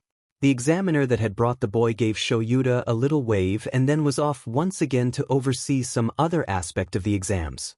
Slowly taking in the appearance of the boy, he felt underwhelmed by the image that looked back at him. With pale green eyes and freckles dotting all along his body combined with his short height and faded clothes, Shoyuda knew he looked twice at this boy if they had passed each other out in public. Perhaps that was why he peered closer at this unassuming teenage boy who, upon closer inspection, shared many of the traits that Aizawa himself had. Deep-set, Purple circles surrounded his eyes and eyelids drooped down every few seconds as if he was a second from nodding off. His fingernails were bitten down to the quick and hands shaking excessively. Shoyuta tried to make eye contact with the boy as he walked nervously into the classroom, but his eyes were always off by a few centimeters as his pale eyes aimed everywhere but shut his eyes. So, Shoyuta drawled out, "Why are you in need of a verbal examination?" The boy held up an absolutely wrecked pair of glasses that should have answered his question, but only created more. How did he break his glasses? He didn't look injured and the cracks in the glass looked to be focused on the outside, as if someone had squeezed them too hard and shattered the lenses. Did he break his own glasses then? It didn't make sense, so he decided to ask another question. "And what is your quirk?" Maybe this kid was trying to cheat by using his quirk. Luckily, Shoyuta had read through the list of students trying out and their quirks. If the kid tried to fabricate a quirk, Shoyuta would know immediately. But the quirk the boy described was one that Shoyuta distinctly remembered reading about. An interesting quirk called Airy Eyes that allowed the user to accurately sense their surroundings from all 360 degrees. The user could also create semi-powerful whirlwinds by moving their limbs. To say it was a strong quirk would be an understatement to say the least. There was one thing that would make it even more powerful and great for reconnaissance. Does it also sense words on flat surfaces? No, it only senses the outlines of objects. The boy's words were laced with pain as he said those words, another fact that left Shoyuta even more confused than before. This boy was getting more and more mysterious the longer they talked. Name? Midoriya, Izuku. What a plain name that fit his appearance perfectly. But if Shoyuta was right, and he usually was, there was something more to this ordinary-looking boy. Just needed to find out what exactly that something was. The carpet was bent down in a circular pattern in Izuku's room, courtesy of said boy pacing constantly in the days after the exam had ended. By his calculations, he had barely passed the written part of the exam. The practical part of the exam, however, was a bit trickier to tally up in his head. Izuku wasn't sure how many robots he'd brought down, but something told him it hadn't been enough. What was he going to do if he didn't get in? Fear flashed through Izuku like lightning and his heart stuttered for a moment. He didn't want to let All Might down. If he didn't get into Yui? Well, it was a thought he didn't want to expand any more than he already had, which was a lot if Izuku really thought about it. Izuku had to relax, and what better way to do that than to take a stroll through the city? It was already 11 at night and Izuku knew his mom wouldn't let him leave the house. It was a good thing his bedroom was on the first floor. Pushing his window open, he carefully shimmied through the narrow opening and tumbled into the bushes right under his window, backpack clutched tightly in his left hand. Stopping for a moment outside his window, Izuku reached into his backpack and pulled out his cane and sunglasses. Just because he didn't need to use either of them anymore didn't mean a thing to him. They were like a kid's stuffed animal to him, unnecessary but a security blanket to his fear and anxiety. Besides, who would disturb an armed, canes-hurt, person with an upturned hoodie at this hour? He zipped up the backpack again and threw it around his shoulders, ready to take on the city streets. His steps were languid as he walked around the hushed city, the only people on the streets at this hour passing by him without a second glance. It was nice in a way, to be able to go by unnoticed and not cared about for once in his life. And maybe if he got in, Yui would be like that too. No longer would he be looked down upon for being the odd kid out. No longer would he be seen as weak because of who he was and how he'd been born.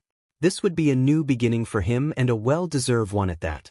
The bench creaked under him as Izuku finally settled down at the edges of a park, fingers skirting over his braille watch and indicating that it was now midnight. He sagged into the wooden frame, exhaustion finally catching up to his body. Of course, this couldn't have occurred when he was at home. No, his body just had to start crashing so far away from his house. As his eyelids started to droop in exhaustion, a silhouette of a boy with hair half outlined in red appeared in front of him. Izuku could hear the voice, the sweet, calming voice, of the other boy, but his mind refused to comprehend it. "Hi," he mumbled out, hand reaching out blindly towards the bright red color. The boy leaned in closer, allowing him to sift his fingers through the red strands. Izuku had never felt anything this soft before in his life. With his last tendrils of consciousness, he heard the boy whisper out, Hello, before the world went black and Izuku fell into a deep slumber. Izuku dreamed of arms holding him close and cold nipping his scalp as the sensation of fingers carded through his hair. He dreamed of soft pillows and warm blankets wrapped around him like a burrito. He dreamed of peace and calmness and everything soothing that he could think of. His mother's udon noodles and her melodic laughter. Dreams of happiness and light and good. When his eyes began to flutter open and his quirk began to search the surroundings, Izuku felt as if he was still in a dream. The room around him wasn't his. Instead, the objects were more boxy and neat. Not one piece of it felt cluttered or messy in the slightest. "Oh, you're awake?" Izuku startled at the new voice, limbs locking up as his head turned towards the boy standing in the doorway. "I was wondering how long you were going to sleep." Who are you?" he stammered out through clenched teeth. His hand fumbled out to grasp his cane that had been left leaning against the side of the bed he lay in, bringing the aluminum object up until it was clutched tightly to his chest. The boy let out a soft sigh, creeping closer until he could finally sit on the edge of the bed. His bed probably, Izuku thought with a twisting feeling in his stomach. "I feel as if I should be asking the same question." "Huh. I happened upon you in Tapioca Park, just as your eyelids were fluttering closed. You looked about my age and it didn't feel right to just leave you there. I hope you don't mind that I brought you back to my house. A bed is better for your back to sleep upon than a park bench." What a sensible and sweet boy, Izuku thought, blushing immediately at the thought. Oh, how he wished to be anywhere else but here. "Your name?" Izuku looked up from where he'd buried his face in his hands, a confused look on his face. The boy repeated his question again, this time a little slower. "What's your name?" Izuku hesitated for a second, indecision locking up his lips for a moment before he just shrugged it off. It was just a name after all. "Midoriya Izuku," he muttered out. "Todoroki Shudo," the other boy, Todoroki, responded, reaching out his hand as a friendly gesture. Izuku grasped Todoroki's hand in his own after a moment, fingers squeezing softly against the other boy's in a handshake. A sudden thumping had Todoroki's head whipping up and staring towards the door, his posture now rigid and tense. "You have to go now." Izuku opened his mouth, ready to ask why, to protest, but the other boy quickly cut him off. "There's no time to explain, I'm afraid.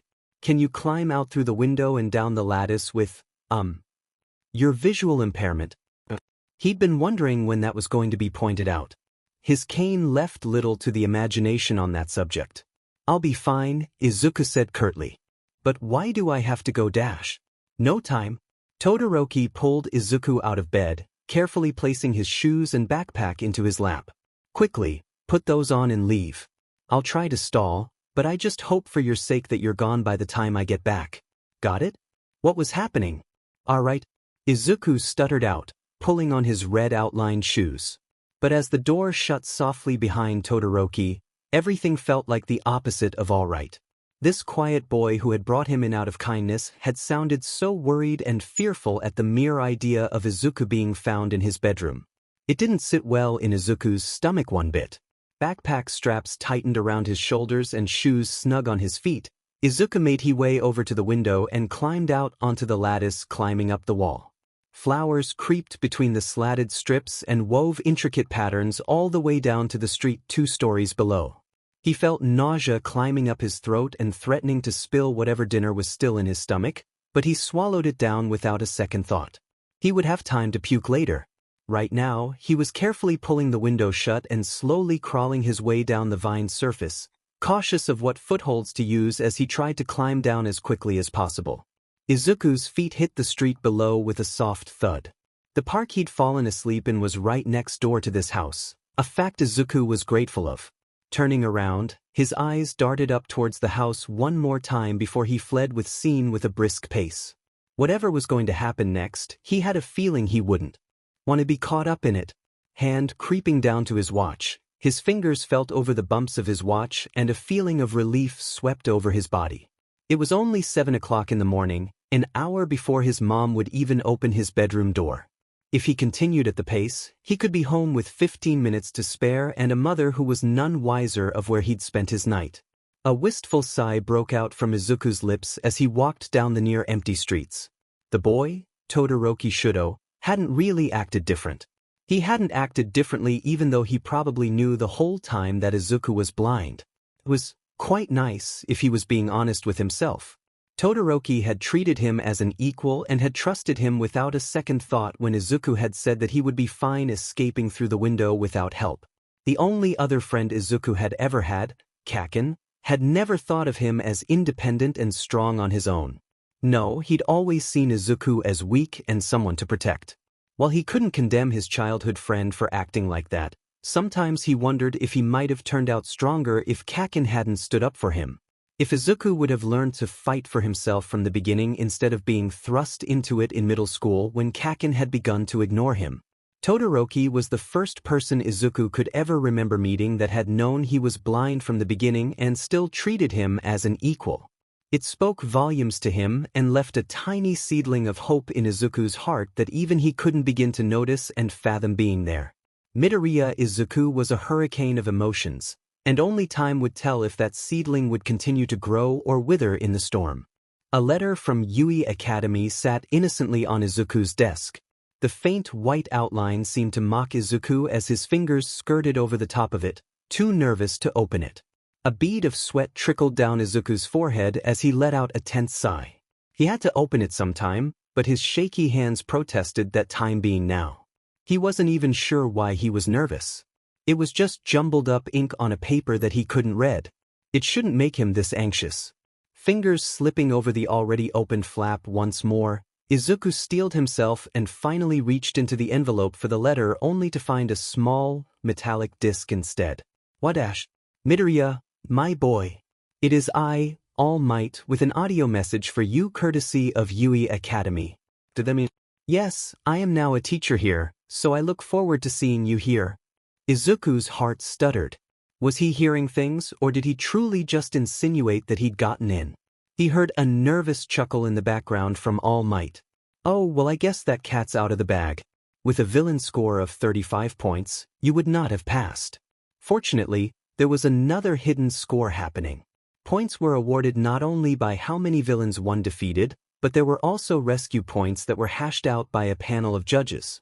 With a rescue score of 45 points and a total score of 80, Midoriya Izuku, you passed with the top score of the entire exams. And that's not including your written, or in this case verbal, exam which you also passed with one of the top scores. All Might paused for a second, as if giving Izuku a chance to breathe and really let what he just said sink in. And he really needed that second if he was being honest with himself. Not only had he gotten into Yui, he'd also gotten the top score in the part he thought he'd surely failed. The world glitched around as his elation soared, causing him to pause for a second in surprise. As his heartbeat started to calm down a bit, the world stabilized around him and returned to the once again recognizable shapes of his room. Congratulations, my boy! Welcome to Yui Academy for your Hero Academia. School starts in 2 weeks, so make sure you get what you need for school before then. If you press the top of the metallic disc again, the audio for your school list will play out. Reach for your dream, young Midoriya, and go plus ultra. Izuku pushed the issue of his quirk shaking aside for now as he pushed the top of the metallic disc again. That was a worry for another time, he thought to himself. For now, he had a Hero Academy to get ready for. The front door slammed shut as Todoroki Shudo finally learned the name of the teen he'd brought into his house, and what a lovely name Midoriya Izuku was. He'd seen the boy just sitting at the park bench just 50 feet from his window, and it had brought a strange, swirling emotion in his gut to watch his green hair of curls bob slowly with drowsiness under the streetlight above. Without knowing why, Shudo had felt compelled to climb out the window and ask this mysterious boy his name and maybe a little bit more. He'd been out the window and climbing down the lattice fence of flowers before his mind could register what he was doing or why. Feet softly thudding against the ground, he'd slowly made his way over to the boy, trying not to seem suspicious, but knowing he was probably failing miserably at that. As Shudo's vision finally sharpened on the boy, he noticed a cane hanging loosely in his right hand and sunglasses on the tip of his nose despite it being the middle of the night. Blind, his mind helpfully supplied for him. The boy was blind and out at night with no one else around. He was around at night as a teenager by himself, period. That didn't sit right in Shudo's gut, no matter the circumstances. Shudo approached the boy, his pale green eyes disappearing every few seconds as his eyelids pulled over them like a blanket. "Are you all right?" he asked, the churning feeling in his stomach increasing with the verbal contact. The boy's hand that wasn't holding the cane reached out towards him in response, fingers twitching towards his multicolored hair. "Hi," the boy muttered lazily, fingers now stretching specifically towards the red-colored strands. He hesitated for a second before moving closer and crouching down, letting the green-eyed boy sift his fingers through the red strands. The sensation was like nothing Shudo had ever felt before in his life, warm and oddly nice despite the circumstances of how it was happening. He let out a breathy, "Hello," in response, content to just stay there and let his hair continue to be carded through by such thin, nimble fingers. Shudo would have probably been content to stay there all night if the other boy's hand hadn't fallen with a soft thud from his hair to the park bench below, his breathing even and a clear indication of sleep. So instead of just leaving him there like a reasonable person, Shudo took the green-eyed boy home bridal style like he was a lost kitten that needed a home. He set the boy into his bed and pulled out an extra futon on the side for himself. This was either the stupidest decision he had made or the best decision. Blinking back to the present with that thought still in his head, right now it seemed like the stupidest decision, Shudo's head whipped towards his bedroom door as the sound of footsteps downstairs became louder with each ticking second. His posture immediately stiffened and his face paled at the prospect of his father finding out he'd let a stranger into their house. "You have to go now." Midoriya opened his mouth, ready to ask why, to protest, but Shudo quickly cut him off.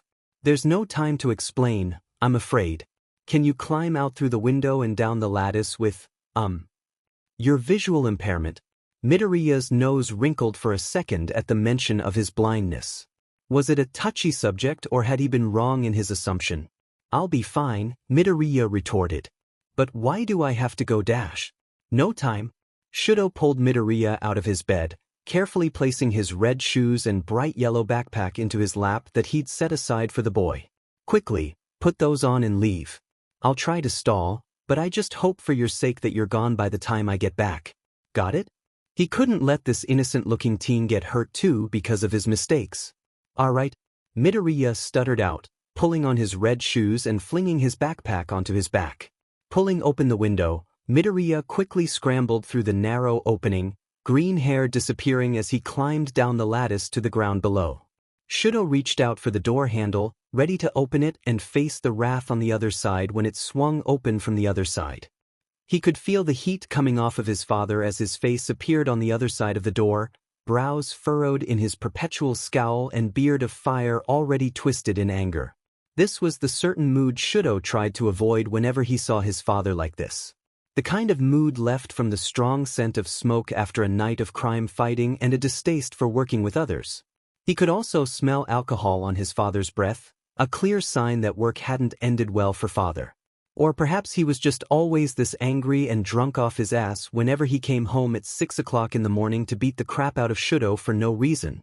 He hadn't yet decided what the reasoning was, but no matter what the reasoning behind it was, Shudo always ended up the worse for.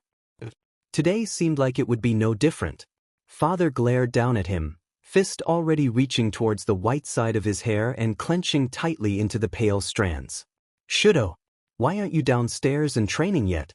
It's already 6:15. His icy blue's eyes were cold and emotionless as he slowly brought up his other hand not clamped in Shudo's hair and grabbed onto the upper part of Shudo's arm, fingers heating up until he could hear more than feel the sizzling of heat burning his skin. "I'm sorry, father," he murmured out, head bowed down as a show of submission. "I had practiced later than I expected to last night and had not gotten up until 10 minutes ago. It won't happen again." Father yanked Shudo's head closer to his own until they were nose to nose. The pungent smell of beer was more prominent than it had been from 5 feet. He wanted to gag at the stench and the lividness in his father's eyes, but he couldn't. Not without getting in trouble, anyways. "I'll guarantee it won't," his father hissed out, yanking Shudo out of his bedroom and through the house. "We'll train through the morning and lunchtime. When you're knocked down, you better get your damned ass up as soon as I say so. Got it?" "Yes, sir." "Louder," father rumbled out, his tone darkening with rage. Yes, sir. He'd been wrong. Today felt like it was going to be worse than his father's usual hissy fit. It left a foreboding stain in his mind as his father flung him to the ground, then demanded he get right back up and fight. Yet every time he swung, every time he dodged, every time he moved even a muscle, Shudo was once again subjected to the view of the wooden beams of the ceiling above. And every time, Shudo felt spittle fly from his father's lips and land on his face as he screamed at him to get up. To fight again. To fulfill the reason he'd been created. Black upon blue upon purple upon green upon yellow. Shudo looked at his chest in the mirror as sweat glistened on his skin. His stomach rumbled in protest from the lack of food. Training had ended mere minutes ago, just after 3 o'clock in the afternoon. Almost 9 hours of beatings and screams in his face, and all Shudo felt was numb. He should have felt pain or anger or fear or sadness or anything except this lack of feelings and haziness that filled his head. As he watched his expressionless face in the mirror, he wondered if he ever would. Midoriya Izuku stood once again in front of Yui Academy, his tie, hopefully, knotted neatly around his neck and his signature backpack slung onto his back. A new pair of thick-rimmed glasses sat askewedly on the tip of his nose, and his cane was tucked neatly into the bottom of his bag out of sight. It was always good to have it with him, just in case. Izuku's heart fluttered anxiously as he slowly walked towards his new school. Should he be excited? Nervous? Scared? All three? He wasn't sure how he felt, and that indecisive feeling continued to grow with each step he took. And then his foot caught on an edge in the sidewalk he'd somehow failed to notice. As Izuku fell, all he could think was how fitting of a start to his high school career this was. He squeezed his eyes closed and tensed up as he waited for the pain of the hard concrete meeting his body, but instead was met with the feeling of weightlessness. "Oh good. I caught you in time," chirped out a cheery voice that Izuku felt like he recognized, but he wasn't sure until the outline of her body was filled in by his quirk. It was the girl he'd saved from that giant robot in the practical exam. "I was worried you'd fall flat on your face there for a second." She let out a nervous giggle as she took him by the arm, set him upright, then pressed her fingers together and whispered out a quiet, "Release." Instantly, Izuku felt the weight of his body return as his feet were once again acquainted with the ground. "Thank you," he stuttered out. The girl let out another soft laugh. "It was no problem at all, though I'm sorry about using my quirk on you without your permission. Falling isn't really the best way to start your first day of high school. I'm glad that you're okay." She stuck out her hand towards him, and he took it without a moment's hesitation. "I'm Uraraka Ochako. I hope we can become great friends." "Midoriya Izuku," he stuttered out after a second. Although Izuku couldn't see it, he could practically feel the beaming smile Uraraka had on her face. "Wanna find our classes together, Midoriya? I'm in class 1A. What about you?" She swung her hands as she skipped into the building and down the hallways. Izuku had to shuffle along at a faster pace than he usually had just to keep up. "I am also in C class 1A. Dang. Why was his voice stuttering so much today?" Uraraka clapped her hands in excitement. "That's great. I'm so happy to have a classmate like you." Izuku flushed from the compliment, a rosy red filling the edges of his vision. Uraraka was so sweet and kind to him, and he wasn't sure why. Was this how people acted when they thought he was normal? Todoroki still acted nice even though he knew. Uraraka finally stopped in front of an extremely tall door, a sign that Izuku took to mean that it was their classroom. She turned towards him, bouncing on the balls of her feet. "Are you ready?" A scratchy started in his throat and his tongue felt parched at the mere thought of having to interact with more people, but Izuku still managed to squeak out a squeaky, "Yes," just before Uraraka pushed open the door. His quirk immediately started to compile information, a slight whisper of wind exuding off of his body and cataloging the surroundings closest to Izuku in more detail than what he'd usually pertain inside a classroom. Counting the number of moving outlines around the room, he estimated that just about everyone else had already arrived and they were the last ones to come in. The familiar outline of his childhood friend, Kaken, had his heart skipping a beat. He knew Kaken would get into Yui with no problem at all, but he'd thought the odds of them being in the same class weren't very high. His brash and loud voice echoed through the small classroom, eliciting stares and laughter alike. Of course, the ill-tempered teen had already picked a fight with someone. Izuku grinned internally at the thought. His explosive friend certainly knew how to rub people the wrong way in whatever he did, and putting his feet up on the desk was no exception. It is extremely rude for you to put your dirty feet up on the desks of such a high institution. I demand you take them off at once, spluttered out a taller man with boxy shapes connected to his calves. Izuku vaguely remembered seeing him in the same testing area as himself, but little else besides that fact. He wondered if they ever talked. Kaken scoffed at the other teen. I'll do as I please, Four Eyes. I don't need any lecture from the likes of any preppy rich kid. Scram. Oh great. The explosive teen was off to an even better start than Izuku had imagined. Just perfect. The boxy-calved teen was silent for a moment, as if contemplating how exactly to murder Kaken. Izuku wouldn't blame him if he was at this point. Instead of committing any acts of violence, he just bowed low once and stayed there for a second before bobbing back up in a robotic-like manner. I'm sorry if we got off on the wrong foot there. As you are going to be my future classmate for a few years, I think it best if we start over properly. My name is Tenya Ida said Scram. Kaken repeated again. I'm not here to make friends. I'm here to become the #1 hero, and that's it. Got it? Before Ida could respond, or Izuku to reprimand his friend because that is not how you talk to other people, Kaken, oh my gosh. The door creaked open again to reveal a shapeless lump inching its way along the ground. Izuku immediately darted out of the way and sat down in the closest empty seat, which just happened to be right behind Kaken. The blob continued to inch forward until it finally stopped right in front of the teacher's desk, a hand darting out and unzipping the middle of what he now realized was a sleeping bag. The figure that slowly climbed out and stood up with a sagging posture and loose scarf was a figure Izuku knew. It was his verbal exam instructor. I know him, he whispered out. Kaken's head whipped around so fast that Izuku wasn't sure how the teen didn't injure himself in the process. Deku, he screamed. When the heck did you get here? Soon enough to see you arguing over something as petty as having your shoes on the desk, Izuku responded, a tiny grin appearing when a reddish tinge took over Kaken's face. Seeing red was fantastic, especially to tell whether someone was blushing or not.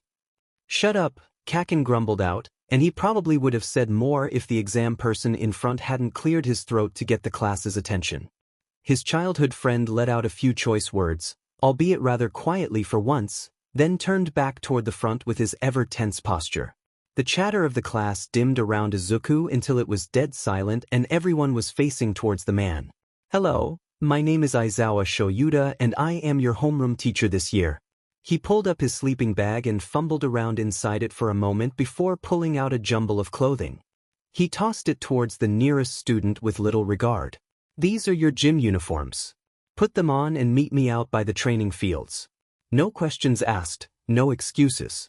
Now the classroom had felt stifled and condensed to Shudo, the low hum of his new classmates doing little to calm the rising panic in his chest. New environments combined with new people all in one day was something Shudo should have been used to, but this felt different. Different age group. Different expectations. Everything was different. Just as it seemed that his heart was about to burst out of his chest, everything froze for just a moment as Shudo's eyes caught sight of familiar green curls. His breath stuttered to a halt. It couldn't be possible. He couldn't be lucky enough to meet that mysterious pale-eyed boy again. And yet there Midoriya was, an exasperated smile curling the corners of his lips as he watched the angry blonde and that engine Quirk boy argue with each other. Something was different though. As Shudo peered closer, he realized that Midoriya had neither his cane nor his sunglasses with him. Instead, his hands were empty and caramel-colored glasses were perched on the tip of his nose. Why would he be wearing glasses if he was blind? Unless he didn't want to be seen as blind. Shudo couldn't understand where that thought came from, but it left him even more confused than before. There was nothing wrong with being blind. Perhaps Shudo would catch Midoriya later in the day and ask him. Now, the homeroom teacher, Aizawa-sensei, was corralling them into putting on what looked like their gym uniforms and ordering them to go outside. Later, he thought to himself, he would talk to Midoriya later, when he could catch the other boy alone, and figure out what exactly was happening. Shoyuda Aizawa was tired and his trudging footsteps certainly showed it. But he had a job to do, and it was unfortunately teaching a bunch of teens that would more likely than not turn out to be another batch of brats that he could expel without a second thought. So instead of going to the entrance ceremony like the classes were supposed to do, Shoyuta had instead forced them into donning on the gym attire and coming out to the practice fields in what he considered to be a weeding of the week. Many of his coworkers disagreed with his methods, but it was just a little quirk testing. If Shoyuta didn't find out the limitations to his class's quirks now, then he'd learn them too late. He stood in the little throwing circle at the edge of the training field, his class as shapeless blob in front of him. He scanned each face carefully, not quite glaring them down but close enough to assert authority over them. His eyes snagged for a second on a boy with pale green eyes hidden behind thick-rimmed glasses and curly green hair, but he moved on without showing even a glimmer of surprise on his face. Midoriya Izuku and his quirk-airy eyes. To say Shoyuta was pleased to have such a promising kid placed in his class was an understatement and something he'd never mention to anyone else if he could help it. Maybe this year wasn't going to be as tiresome as he'd originally thought. Line up, Shoyuta barked out at the students, and they scrambled to comply. Once they were in 2 neat lines, he pulled a baseball out of his pocket and threw it towards Midoriya Izuku. The kid's hands came up a second later than most would when a ball was tossed to them, but he caught it nonetheless. Today we're conducting a test of quirks with your previous gym tests, but in this instance, quirks are allowed and encouraged to try and get the best score you can. A bobbed-haired girl with wide eyes let out a small squeak of protest. But Aizawa-sensei, what about the entrance ceremony and all that? It's a waste of time if you want to become a hero, he retorted. Her mouth snapped shut quickly at that, as did many others.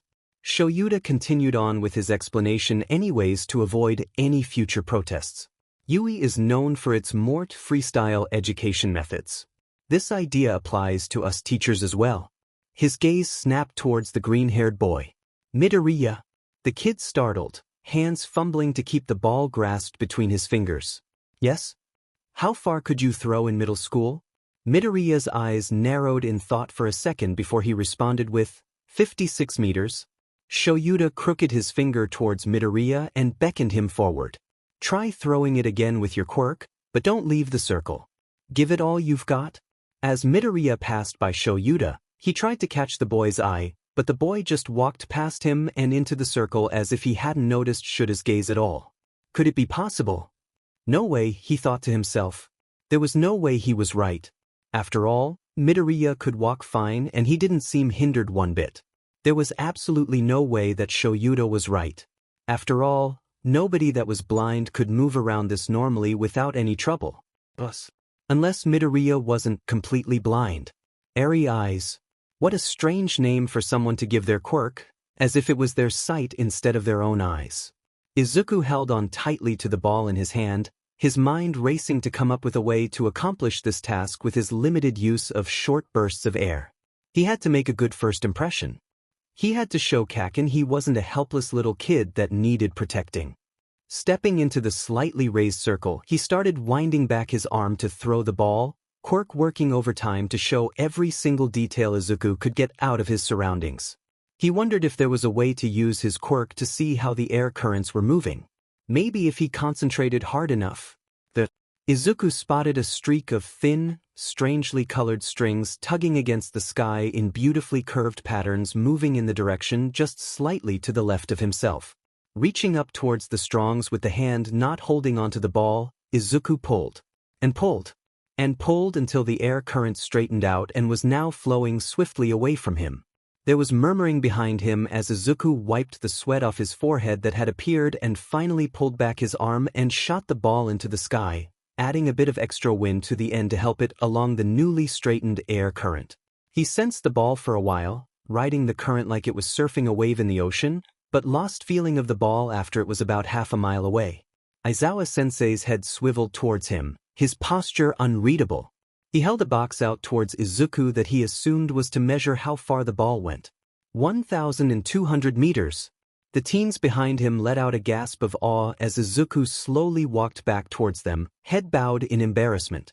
Maybe he should have held back a little bit? Attention wasn't something Izuku seeked out, and there was a reason for that. That was so cool. What an amazing quirk.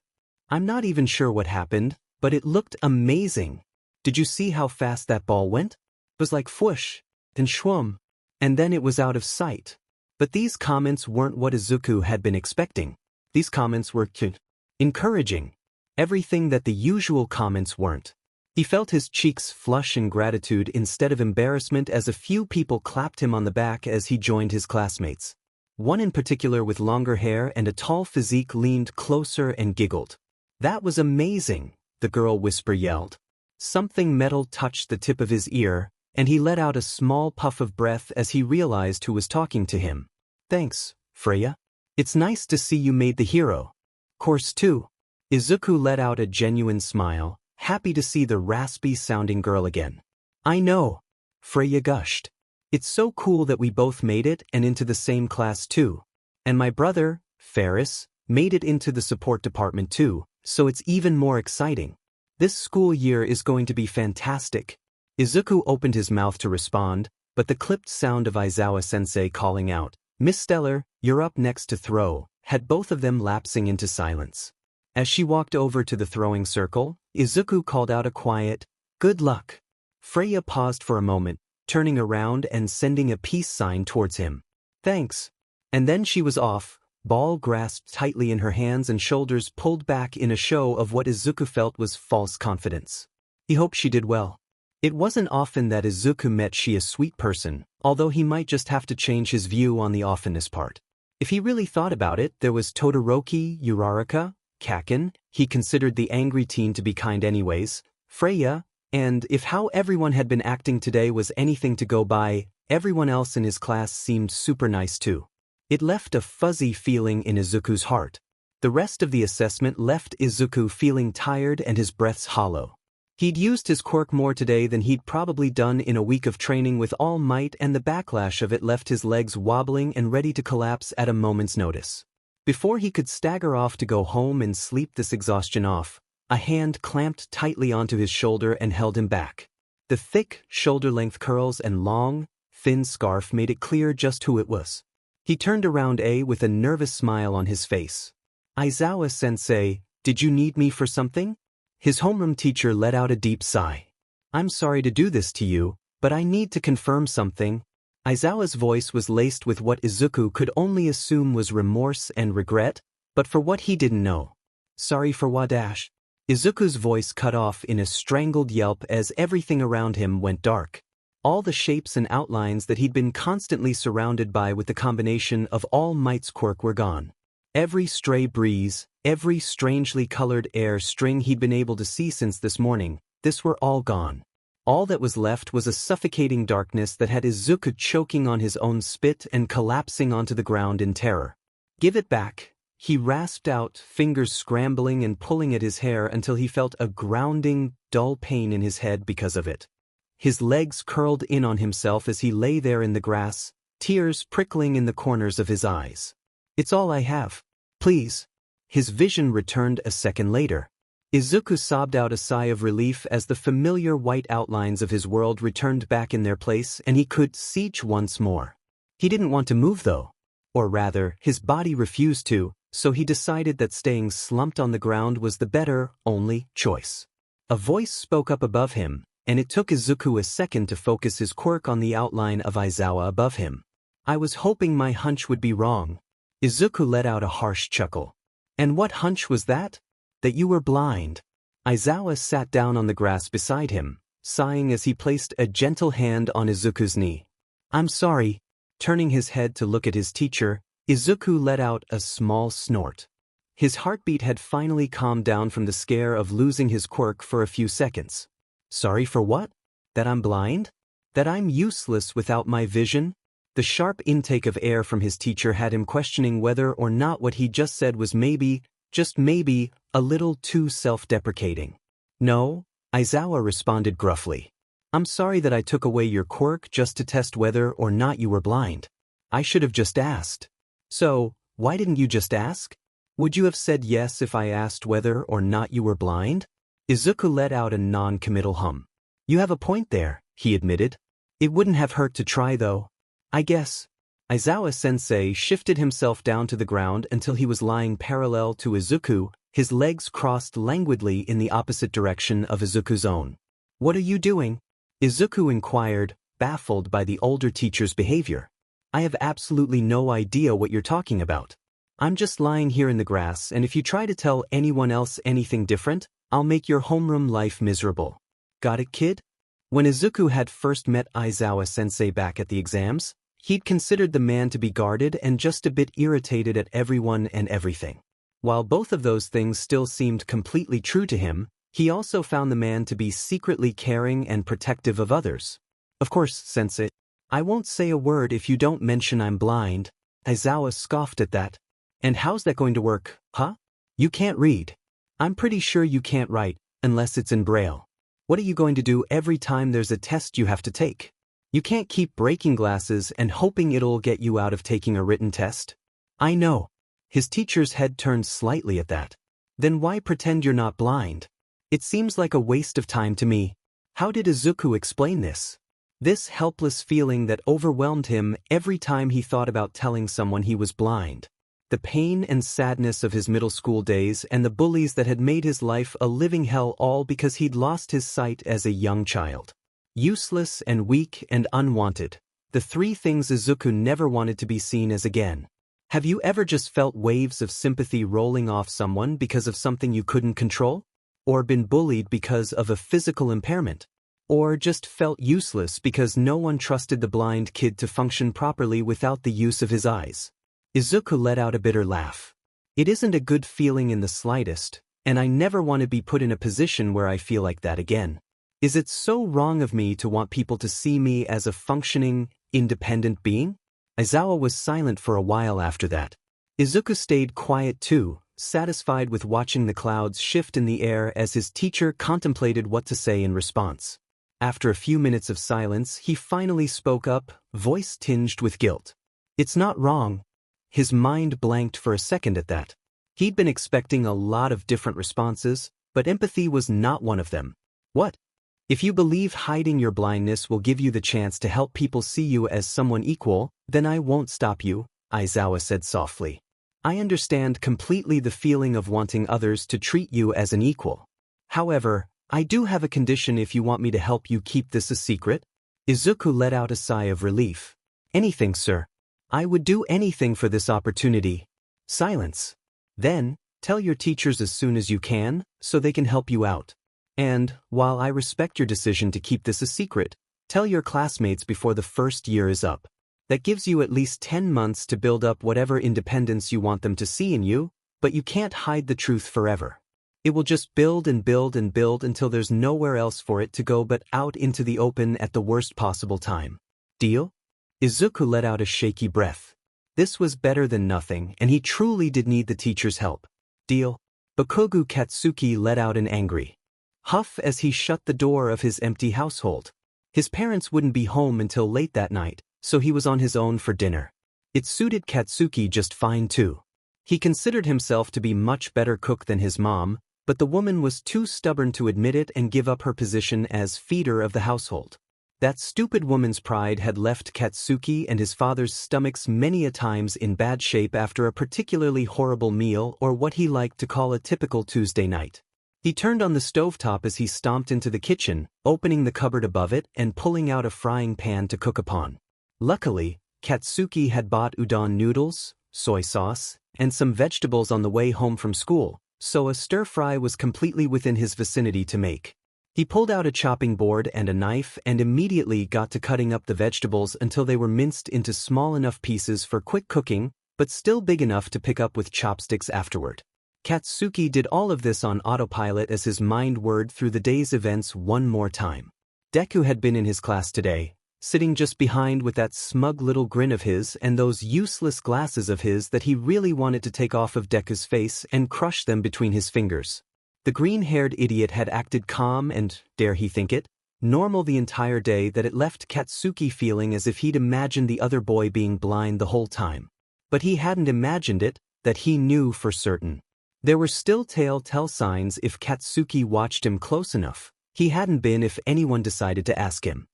The nervous tick of his fingers whenever anyone got too close to his face. The way his eyes were always a few centimeters off whenever he looked at someone. The way he was always a second later to watch or notice when something was thrown to him. It left an ache in Katsuki's heart that he wasn't exactly sure why it was there. Did he worry for that idiot? There was absolutely no way he did. He couldn't worry for Deku because if he did, that would mean admitting what Katsuki had spent years burying under anger and frustration, and there was no way he was going to willingly open that mess of shitty feelings he'd been trying to get rid of for years.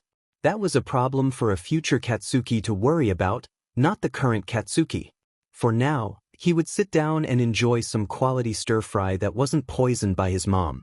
He had plenty of time to psychoanalyze himself later. Or, never. Katsuki had been getting pretty good at killing off any emotions besides anger. Izuku sat on the cold park bench, cane laid across his legs in an attempt to seem casual, but he felt like he looked anything but casual.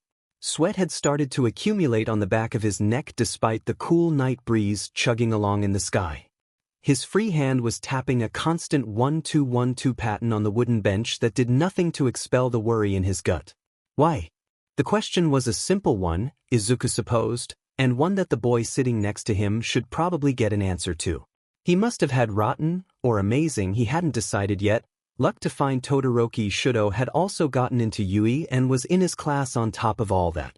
It wasn't that he was annoyed to see the teen again. On the contrary, he was ecstatic. And yet, you wouldn't understand. Todoroki huffed out a laugh at that, crossing his arms in annoyance. Try me.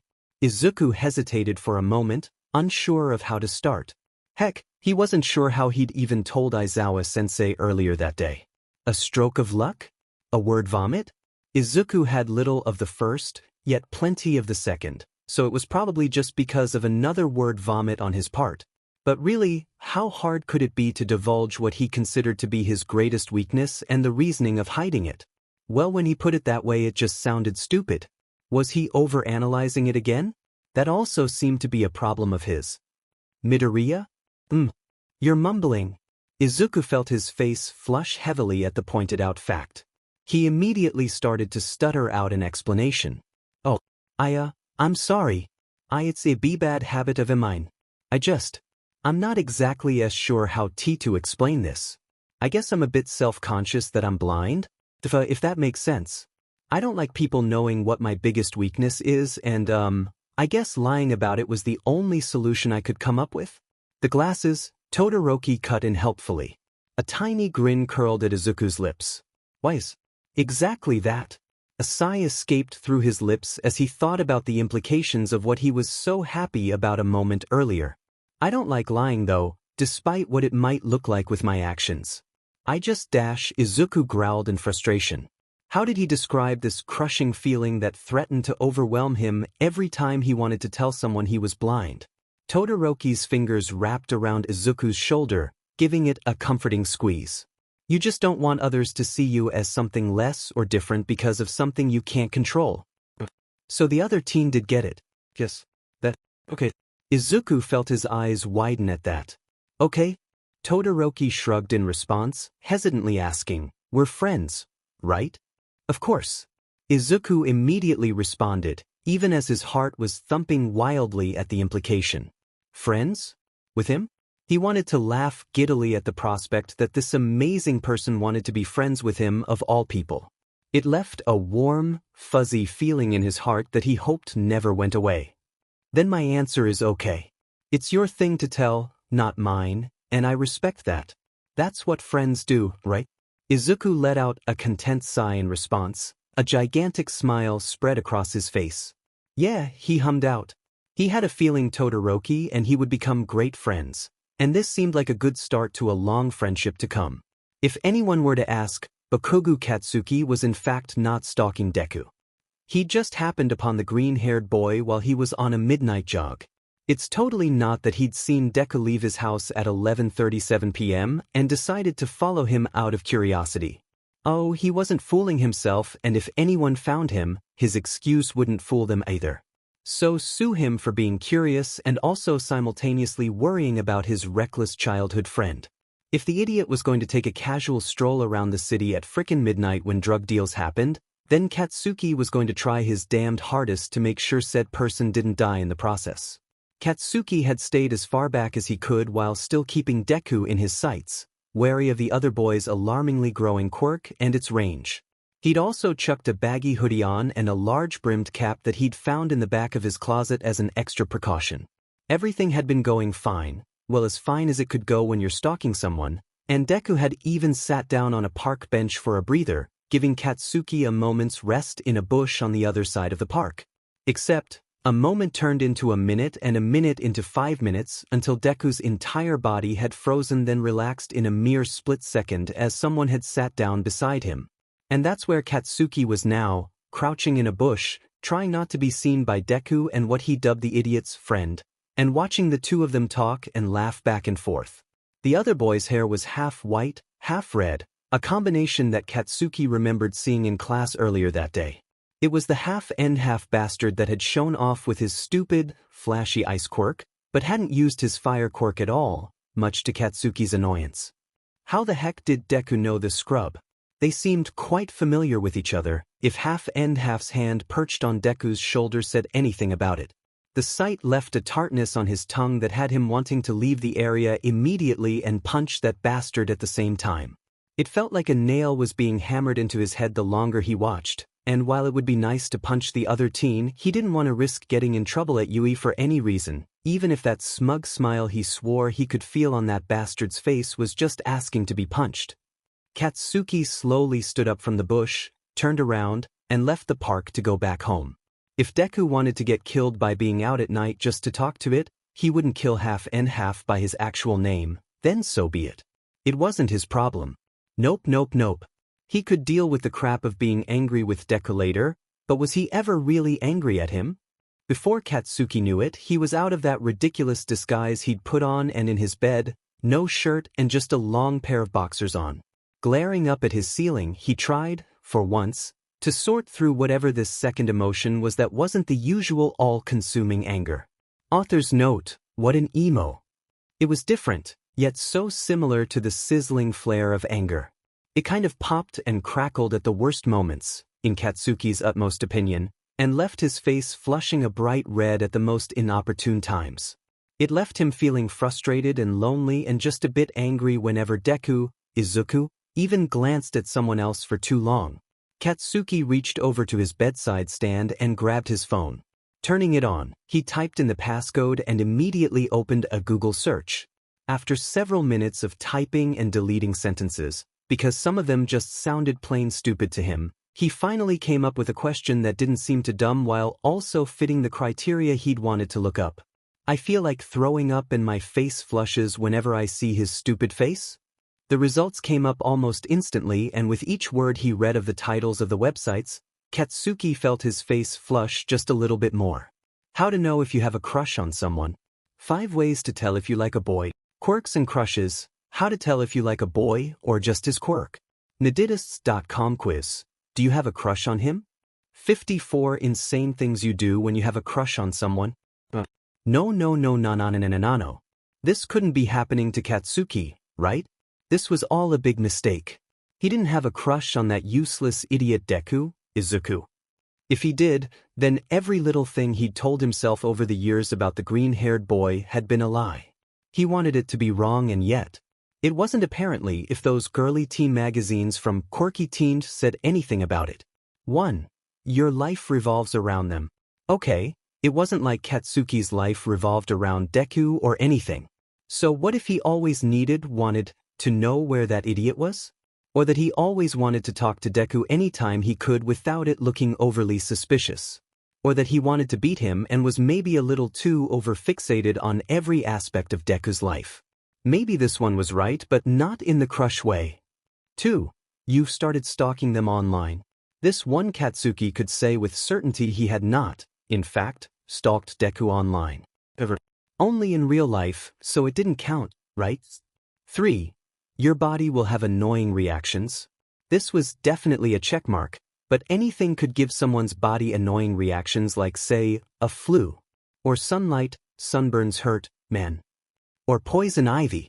Have you ever touched that shit? Oh. It sucks and the itching's just a constant annoyance. Like stupid Deku. 4. You start talking about them a lot. Katsuki could try to deny this one, but all he complained about to his mom was Deku this and Deku that, her words, not his. But what else was he supposed to do? That little bugger was always doing something to annoy Katsuki, whether it be forgetting his cane at home or beating him for the top score during midterms. 5. Your eyes slowly turn green. Was that churning, sickening feeling in his stomach Katsuki always felt whenever Deku, Izuku, started talking to someone else actually something as petty as jealousy? Probably, his mind argued at the time it barked out an adamant no. Maybe Katsuki did have a crush on Deku, but he'd be damned before admitting that to anyone else. Freya Stellar was what some people called overly perky, while simultaneously looking as if she'd just been ran over by a truck and put on life support. She couldn't exactly condemn them for thinking that second part, even though her brother certainly would. With her washed-out blonde hair, dark circles under her eyes, the metal gas filter covering the lower half of her face, and the dark brown, almost black outline of her veins, she would have been surprised if they told her she didn't look like death. Of course, she never let those comments get her down. What was the point of living if she couldn't have fun and make sure everyone else was having fun too? Moving from America to Japan had been quite a culture shock in that department, to say the least. Freya knew that Americans were considered brass and rude compared to other countries, but she hadn't thought it would be so true. Since coming to Japan, not one person had sneered at her or gave her a nasty look in even the slightest way. It was refreshing to how her classmates had treated her back in Missouri. It wasn't good in the slightest, and she really didn't want to go through those memories again. Ferris seemed to enjoy it more here too. Their mom had given them enough money that they were able to rent a good-sized apartment with 3 bedrooms, one of which Ferris had already converted into a workshop for his inventions. The sound of tinkering was a constant in the Stellar siblings' household, and they'd already gotten their fair share of complaints about the noises in the middle of the night that neither sibling really bothered to correct. After all, Ferris couldn't stop being Ferris, and all inventors knew the best ideas came at night. Freya had known even on their first night at staying in the new country that Ferris was going to get into Yui's support department without a doubt. What she'd been worried about was the practical exam for the heroics department that she'd be taking only a week later. Her quirk wasn't the worst, but it certainly wasn't the best by any means either. It had actually been her brother that had named the quirk Poison Control, back before it had evolved to become something much more than being able to consume poisonous substances without backlash. Accidentally drinking bleach and surviving had only been the beginnings of her quirk manifesting. It wasn't until someone had noticed the increased carbon monoxide levels in her room specifically that Freya had found out she had 2 quirks in one in a way. She could inhale or consume any liquid or gas, but when expelled they lost a non-metal metal in the process. It made certain non-lethal gases and liquids lethal and vice versa, like with carbon dioxide to carbon monoxide and with the case of liquidized sodium salt to sulfuric acid, which was a great substance to eat at metal and destroy it, might she also add. For Freya's dream of becoming a hero, it seemed like a fantastic quirk. Well, except for a tiny problem. It turns out, naturally breathing out carbon monoxide in a home that can't process carbon monoxide like her quirk can cause as a bit of a problem, with a bit being a huge understatement. While her brother could protect himself with his solid light quirk, their mother wasn't quite as lucky with her light manipulation quirk. It had led to quite a few dizzy spells and, eventually, Freya's own gas filter that would constantly convert the carbon monoxide back into carbon dioxide. She wouldn't exactly say that her metal filter was uncomfortable. Well, that wasn't quite the truth. The heaviness of it had been quite uncomfortable as a small child. The design had been atrocious for a kid's lifestyle. Freya couldn't remember how many times she'd complained to Ferris about how stupid the filter was and how unpractical it felt. It was around that time that her twin brother had gotten into building items, for her benefit at first, and then eventually just for fun. At the age of 7 years old, her brother had built Freya a metal filter far superior to any that other support company had made for her. The current model Freya wore, dubbed Halo 2.1, was barely noticed in Freya's daily life, except for when she had to eat. Oh, that was a whole different story right there that luckily had a simple solution. The amount of carbon monoxide that would accumulate in the air surrounding Freya was minuscule and caused no damage during a 30-minute period, so she was able to eat with little trouble and different people as long as she didn't breathe right next to them. Despite how much her mother and brother had encouraged her, she'd still felt quite uneasy going into the practical exam. Talking to that plain-looking kid though, Midoriya Izuku, had calmed her a bit though. It was always good to talk to someone else that wasn't her twin about what was troubling her.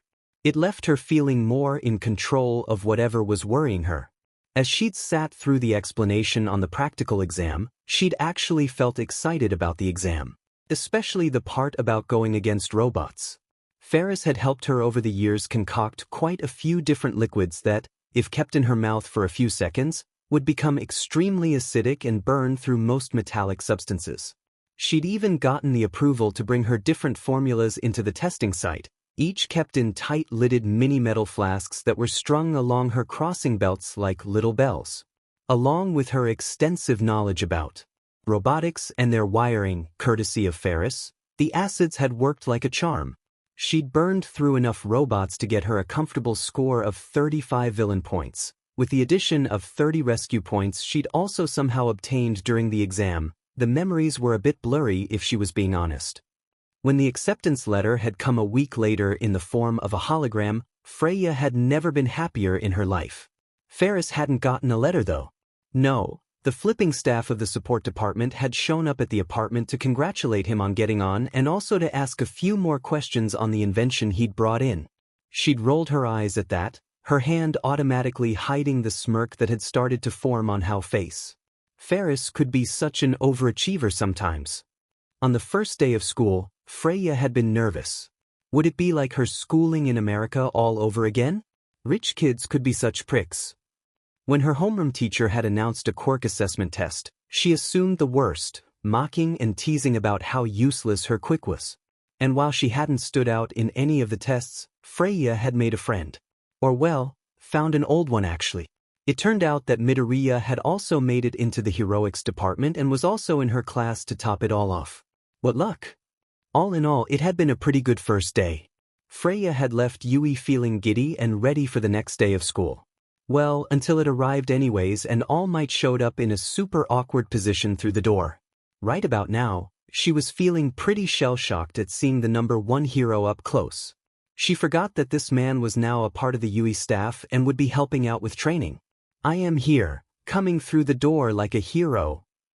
He was wearing one of his older costumes that would have had Freya fangirling over excessively if it wasn't for the next words that came out of his mouth and struck fear into her very soul. Today we're going to be doing mock battles. Your costumes that you commissioned for are to the left. Make sure to put them on quickly and meet me outside. Your future awaits.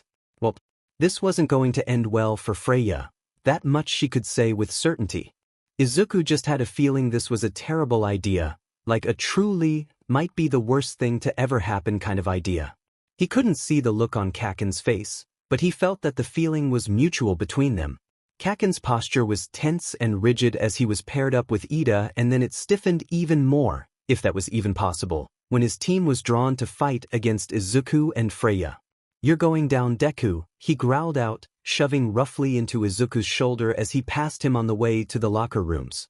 He had a medium-sized metal briefcase in his right hand, similar, if not looking identical on the outside, to the one in Izuku's left. He decided to ignore the angsty teen for now, opting instead to quicken his pace to the locker rooms where he needed to change also. Just before the names had been drawn for the teams and matchups in the classroom by All Might, Izuku had been silently fanboying that his hero and mentor was going to be in charge for some of their heroics lessons. He'd also told them about how their costumes were in, and as soon as everyone had his or her assignment, they were to go put them on in the locker rooms. He wasn't sure how exactly his costume would turn out, considering he couldn't have actually handed them a paper with exactly his specifications. Instead, he'd had his mother help compile a list of things that were important to keep in mind with the outfit with his quirk, and had crossed his fingers and hoped for the best. Setting the briefcase down on one of the locker room benches, he reached down, unclicked the clasps keeping the case closed, and pulled the lid up in a fluid motion. His quirk immediately began assessing the contents in the box, each one mapped out in solid white lines in their little apartments. A smile curled onto Izuku's face as he recognized some of the accessories stored in there. A foldable staff and goggles were the first two items he recognized and was pretty happy about too, if he was being honest. The staff would not only make it easier to generate air during combat, it would also bring a sense of security to himself too, similar to his canes he supposed.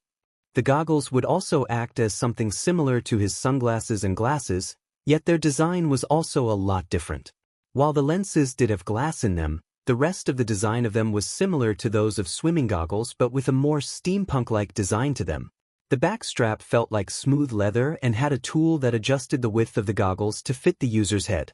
The last accessory in his case was a metal meshed mouthguard, the spacing between the wiring small enough to keep a structural support to it and also have it small enough that bugs couldn't fly in and get trapped there.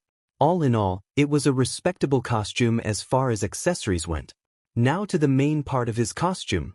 Just by feeling the fabric of the costume, Izuku just knew it was perfect.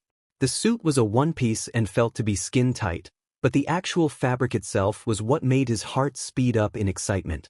Underneath his fingers, he could feel tiny, pore-like holes in the fabric, small enough that it wasn't noticeable, but big enough to let the air that now naturally flowed off of Izuku's boy out in a steady stream. The gloves that went with the suit were also made of the same fabric, but were built with a little more padding to help lighten the backlash on his arms. His boots were thick-soled and also padded. Izuku had a feeling this might change in the future if he gained more control of his quirk, but for now it was safety first for his feet. He'd stepped on too many pieces of glass to think otherwise for his first pair of hero boots. Izuku tugged on his boots and was out the locker room door, goggles already placed snugly on his face and mouthguard hanging around his neck. He felt pretty badass, but the feeling didn't last long as he heard someone snort behind him. He immediately pouted, turning around to face Todoroki Shudo. "What are you laughing at?" Izuku faked whined out. Todoroki just walked past him, letting out a non-committal hum in the process. "Oh, nothing. It's just..." He paused there, face finally turning fully towards Izuku.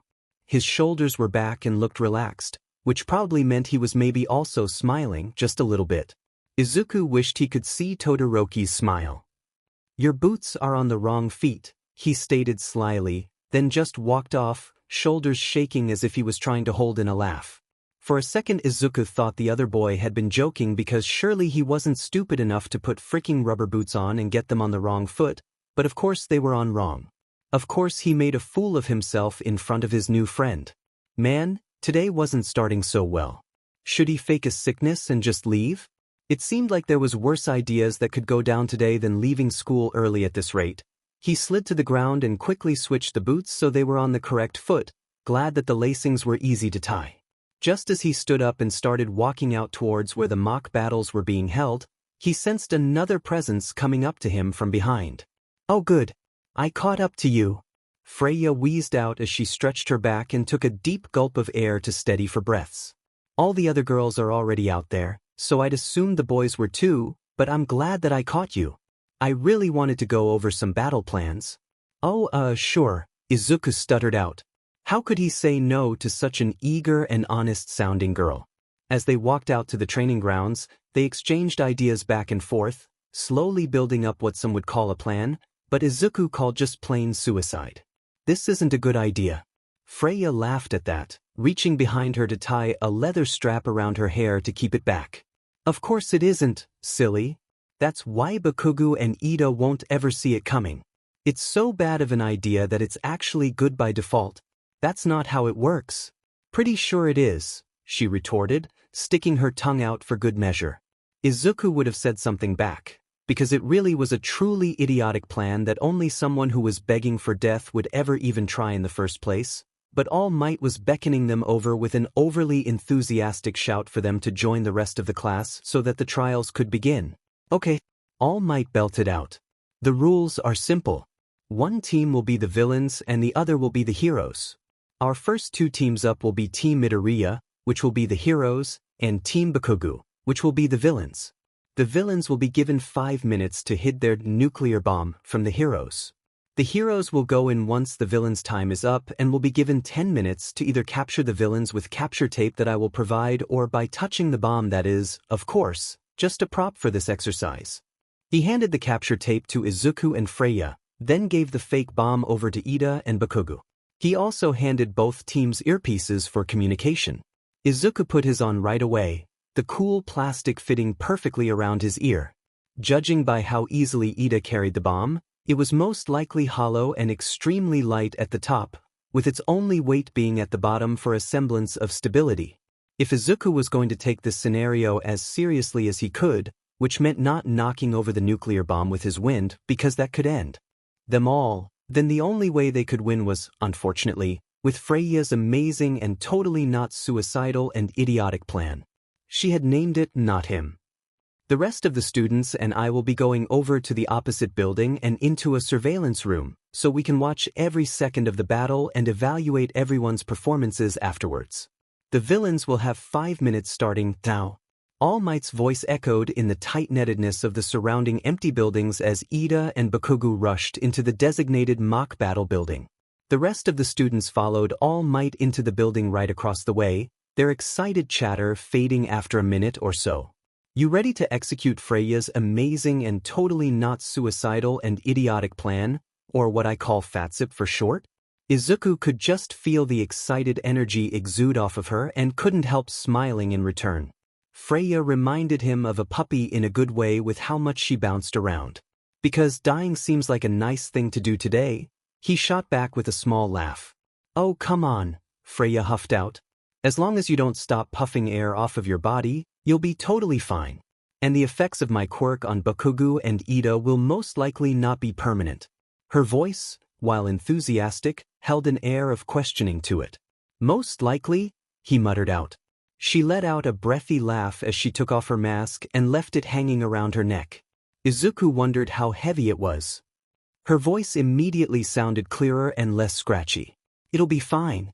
Ferris helped me concoct this little gas a few years back so that when it combined with my carbon monoxide, it would create a fast-acting way to knock out opponents. Of course, the materials for it aren't cheap, but I feel like this is a good reason to use it. Her hands reached down and plucked off one of the flasks hanging off the dual belts slung around her waist. With extreme care, Freya attached the flask onto a side connector of her mask until a satisfying click sounded through the air. After another minute of fiddling, she slid the mask back on, tightening the side straps with ease. All set and ready to activate once I get to Ida. She gave him a sly glance from the side.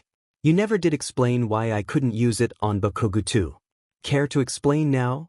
Izuku hesitated. It's complicated. He could practically feel the smirk creeping onto Freya's lips. Complicated how? Luckily, Izuku was saved from answering by All Might's voice booming across the empty street. Your 10 minutes start now, heroes. Go, go, go.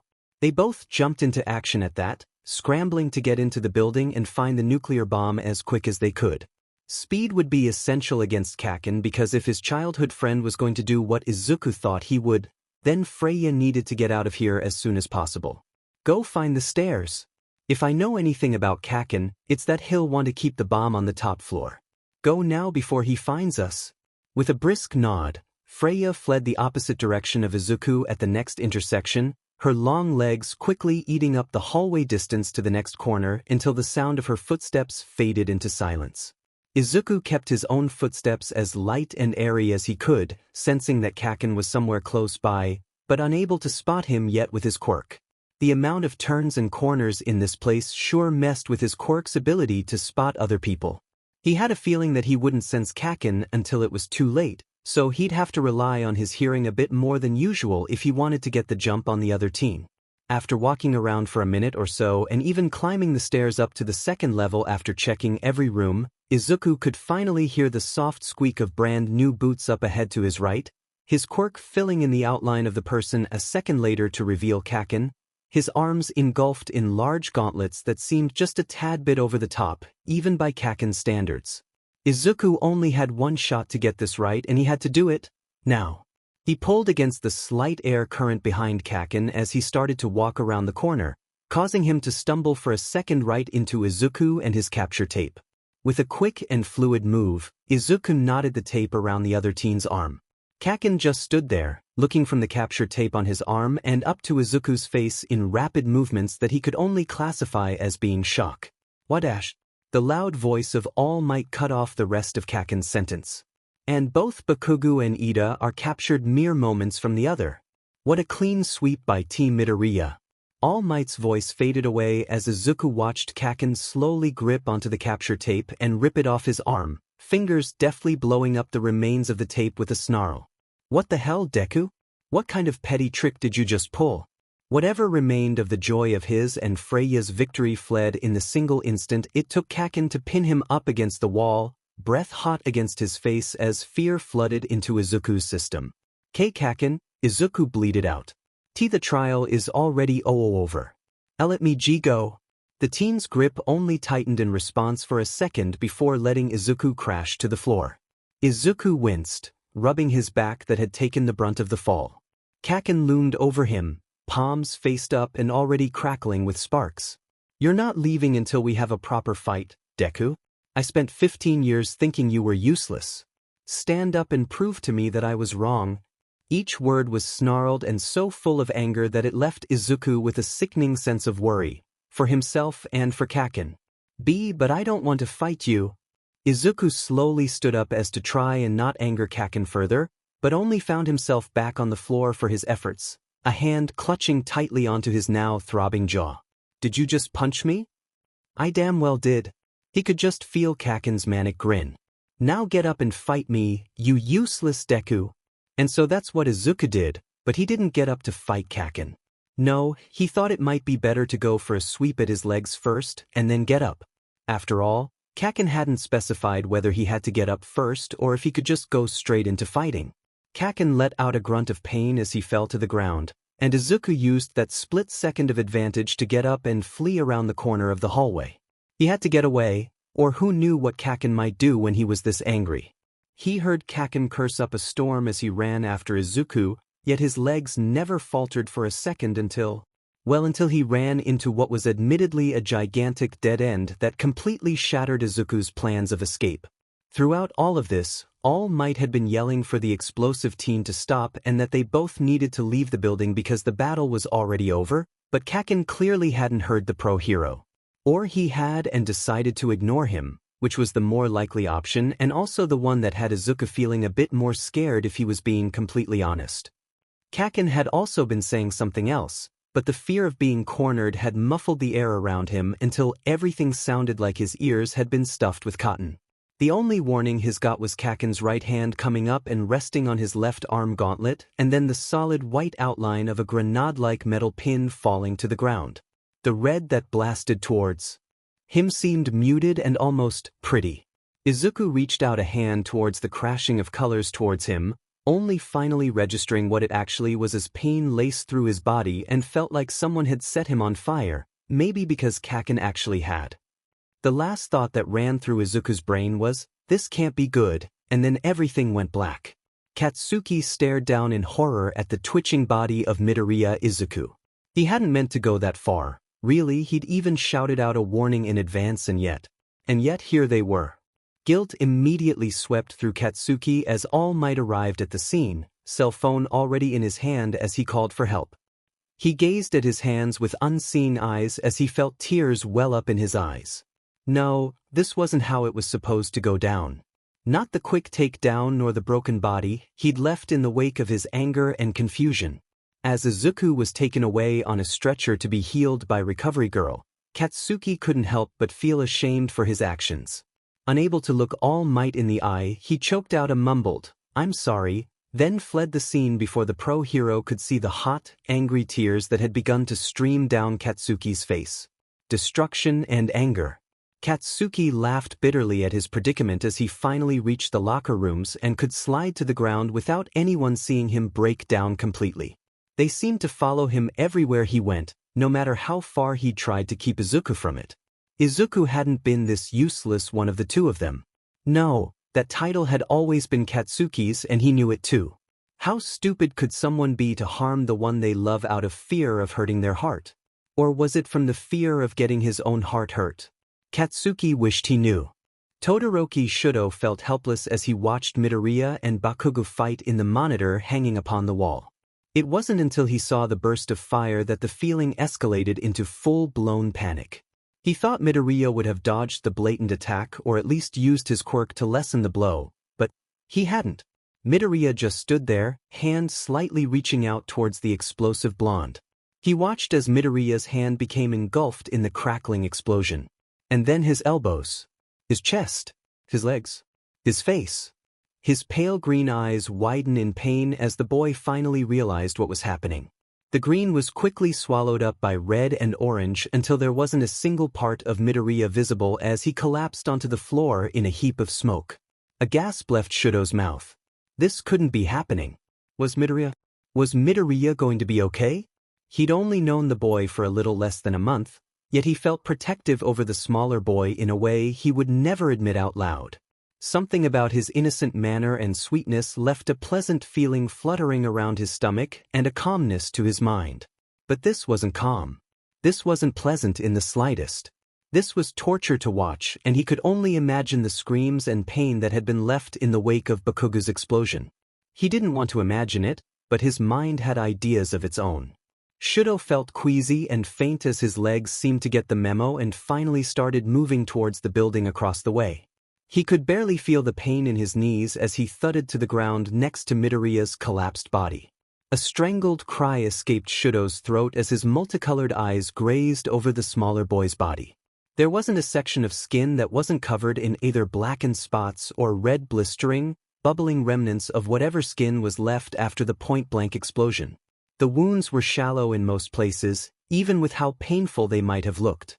What really had Shudo's face paling in fear and his voice screaming out hoarsely for help was the small slivers of white peeking through the charred muscles and blood vessels on Midoriya's hands. Tears had sprung into his eyes as he realized with a sickening lurch that the slivers of white were bone. A hand was placed softly on his shoulder as Shudo finally registered the other sounds in the room. Looking up through teary eyes, he saw All Might there. The pro hero was on his phone, urgently calling for medbots to arrive as quickly as they could and bring Midoriya to Recovery Girl. Flicking the phone shut with a weary sigh, All Might turned his gaze to Shudo and gave him a slight smile. "Everything will be all right, my boy." The next hour was a blur to Shudo. As soon as the medbots showed up with the stretcher, All Might gently placed Midoriya onto it and the bots left for Recovery Girl's office. Shudo's feet automatically moved to follow them. All Might held him back for a second, but as soon as he turned towards the pro hero with an empty look in his eyes, the man let him go without a fuss. He had to make sure Midoriya was okay. He had to make sure. He had to make sure. He had to make sure. He wondered briefly if he was okay, but shook the thought from his head as he huddled into one of the seats outside of Recovery Girl's office. He wasn't allowed in when a major healing was occurring. He stared at the wall across the hallway, eyes unfocused and brain practically shut down except for that one repeating thought. He had to make sure Midoriya was okay. He had to make sure. He had to make sure. He had to make sure. The creaking of the nurse's office opening brought Shudo to his feet in an instant and whipping around towards the person stepping out who just happened to be Aizawa. He wondered when their homeroom teacher got there. He immediately bombarded the man with questions. Is Midoriya okay? How bad is the damage? How much could Recovery Girl heal? Is he going to have scarring? Can I see him dash? Aizawa put his hand up, silencing the teen immediately. Geez, kid. I didn't realize you two are so close. Shudo patiently stared at him, waiting for the older man to provide some kind of information. He wasn't in a position to be picky. He just wanted the answer to at least one of them. He let out a sigh before speaking once again. Midoriya is going to be fine. The damage was pretty bad, but Recovery Girl was able to heal most of third-degree burns back to how the skin originally looked. The places where Midoriya was burned down to the bone and the places where he had fourth-degree burns. She couldn't heal them completely over. Scarring is inevitable from such a point-blank range and Izuku has the proof to show it.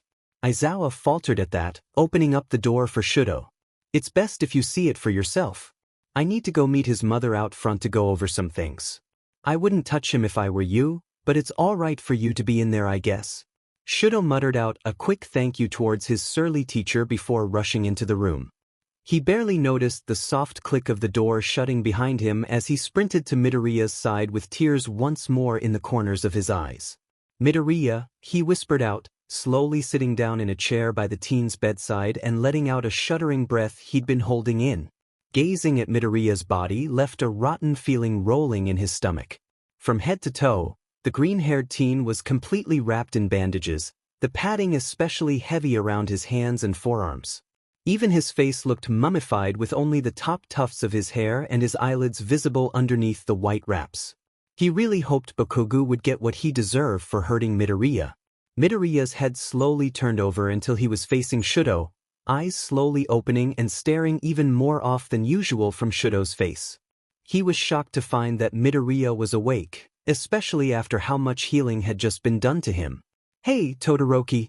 He slowly reached out a bandaged hand towards the white side of Shudo's hair, giggling as the rough fabric carted gently against the teen's scalp. "It tickles, Todoroki." His face scrunched up in thought for a second before he let his hand drop to Shudo's cheek. "Where am I?" "Go back to sleep, Midoriya." Shudo gently took Midoriya's hand in his own and placed it back onto the stark white sheets of the infirmary bed. As much as he wanted to talk to the hurt teen, he needed rest. Badly.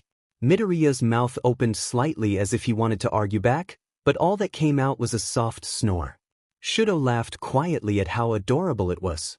Slowly but surely, his muscles relaxed as he watched Midoriya sleep. Although he couldn't stop the boy from getting hurt in the first place, he could at least watch him now and make sure he stayed safe and didn't get hurt more or irritate his healing body. "He'll be all right, dearie." Shudo startled at the noise and the sight of Recovery Girl right in front of him, candy held in her hand out towards him. "Here, sweetie, have a gummy." Shudo took the piece of candy from her hesitantly and popped it into his mouth, chewing for a few seconds in contemplation before swallowing. Will he have any scarring from this?" "Only on his hands and forearms," Recovery Girl replied. "He's very lucky that it wasn't any more than that." Although, she gazed into the distance thoughtfully before finally answering with a shrug and a mournful expression. "I am worried that this might affect his quirk." His brow furrowed at that. Why would the burns affect his quirk? Recovery Girl sighed. His quirk, airy eyes, is made more effective by the amount of air his skin can take in and then release. Midoriya's costume even accommodates for this by having a very pore-like fabric that's breathable and allows air to move with little to no restriction to his skin. With practically every part of his skin being burned to some degree. I'm not sure how well Midoriya's quirk will work once he's fully healed. Bakugo Katsuki sat in the principal's office feeling both emotionally and mentally drained as the adults around him discussed his punishment. His mother and father were there, along with All Might, Aizawa, Mrs. Midoriya, and Principal Nezu. He tuned them out, already knowing deep down in his heart that whatever punishment he was given was well-deserved for what he had done.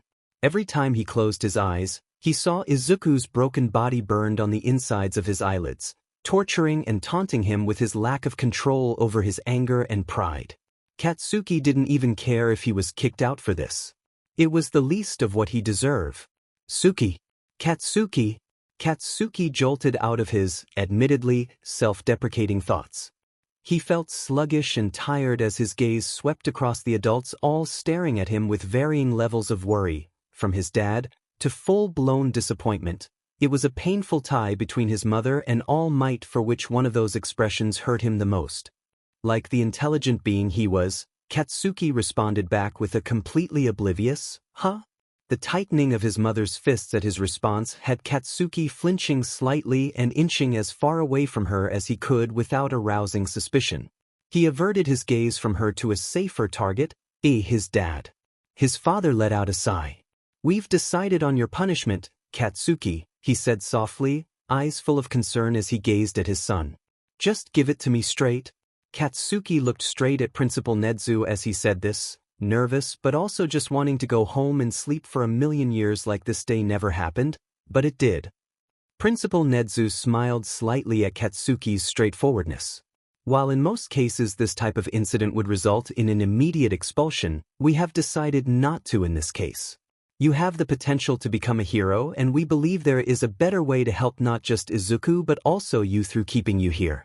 While you will still be in Class 1A, We have decided that for the immediate future, you are banned from out-of-school field trips and hero training in general until we deem you mentally fit to go back. Instead of fighting during that 2-hour block in the afternoon, you will be in anger management classes with our counselor here at UE. We believe that since this is your first and hopefully your last offense here at UE, rehabilitation is the better way to go. If you refuse or don't seem to be improving after a way, I will have no choice but to expel you. You are also banned from interacting with Mr. Midoriya Izuku unless he approaches you first, although I highly doubt that will happen in the near future. Have I made myself clear? It wasn't a light punishment by a long shot, but it still had Katsuki shocked that he wasn't getting expelled. He knew that he had anger issues, as clearly evident by today, so the opportunity to begin correcting his mistakes through that seemed like a dream come true compared to the other option.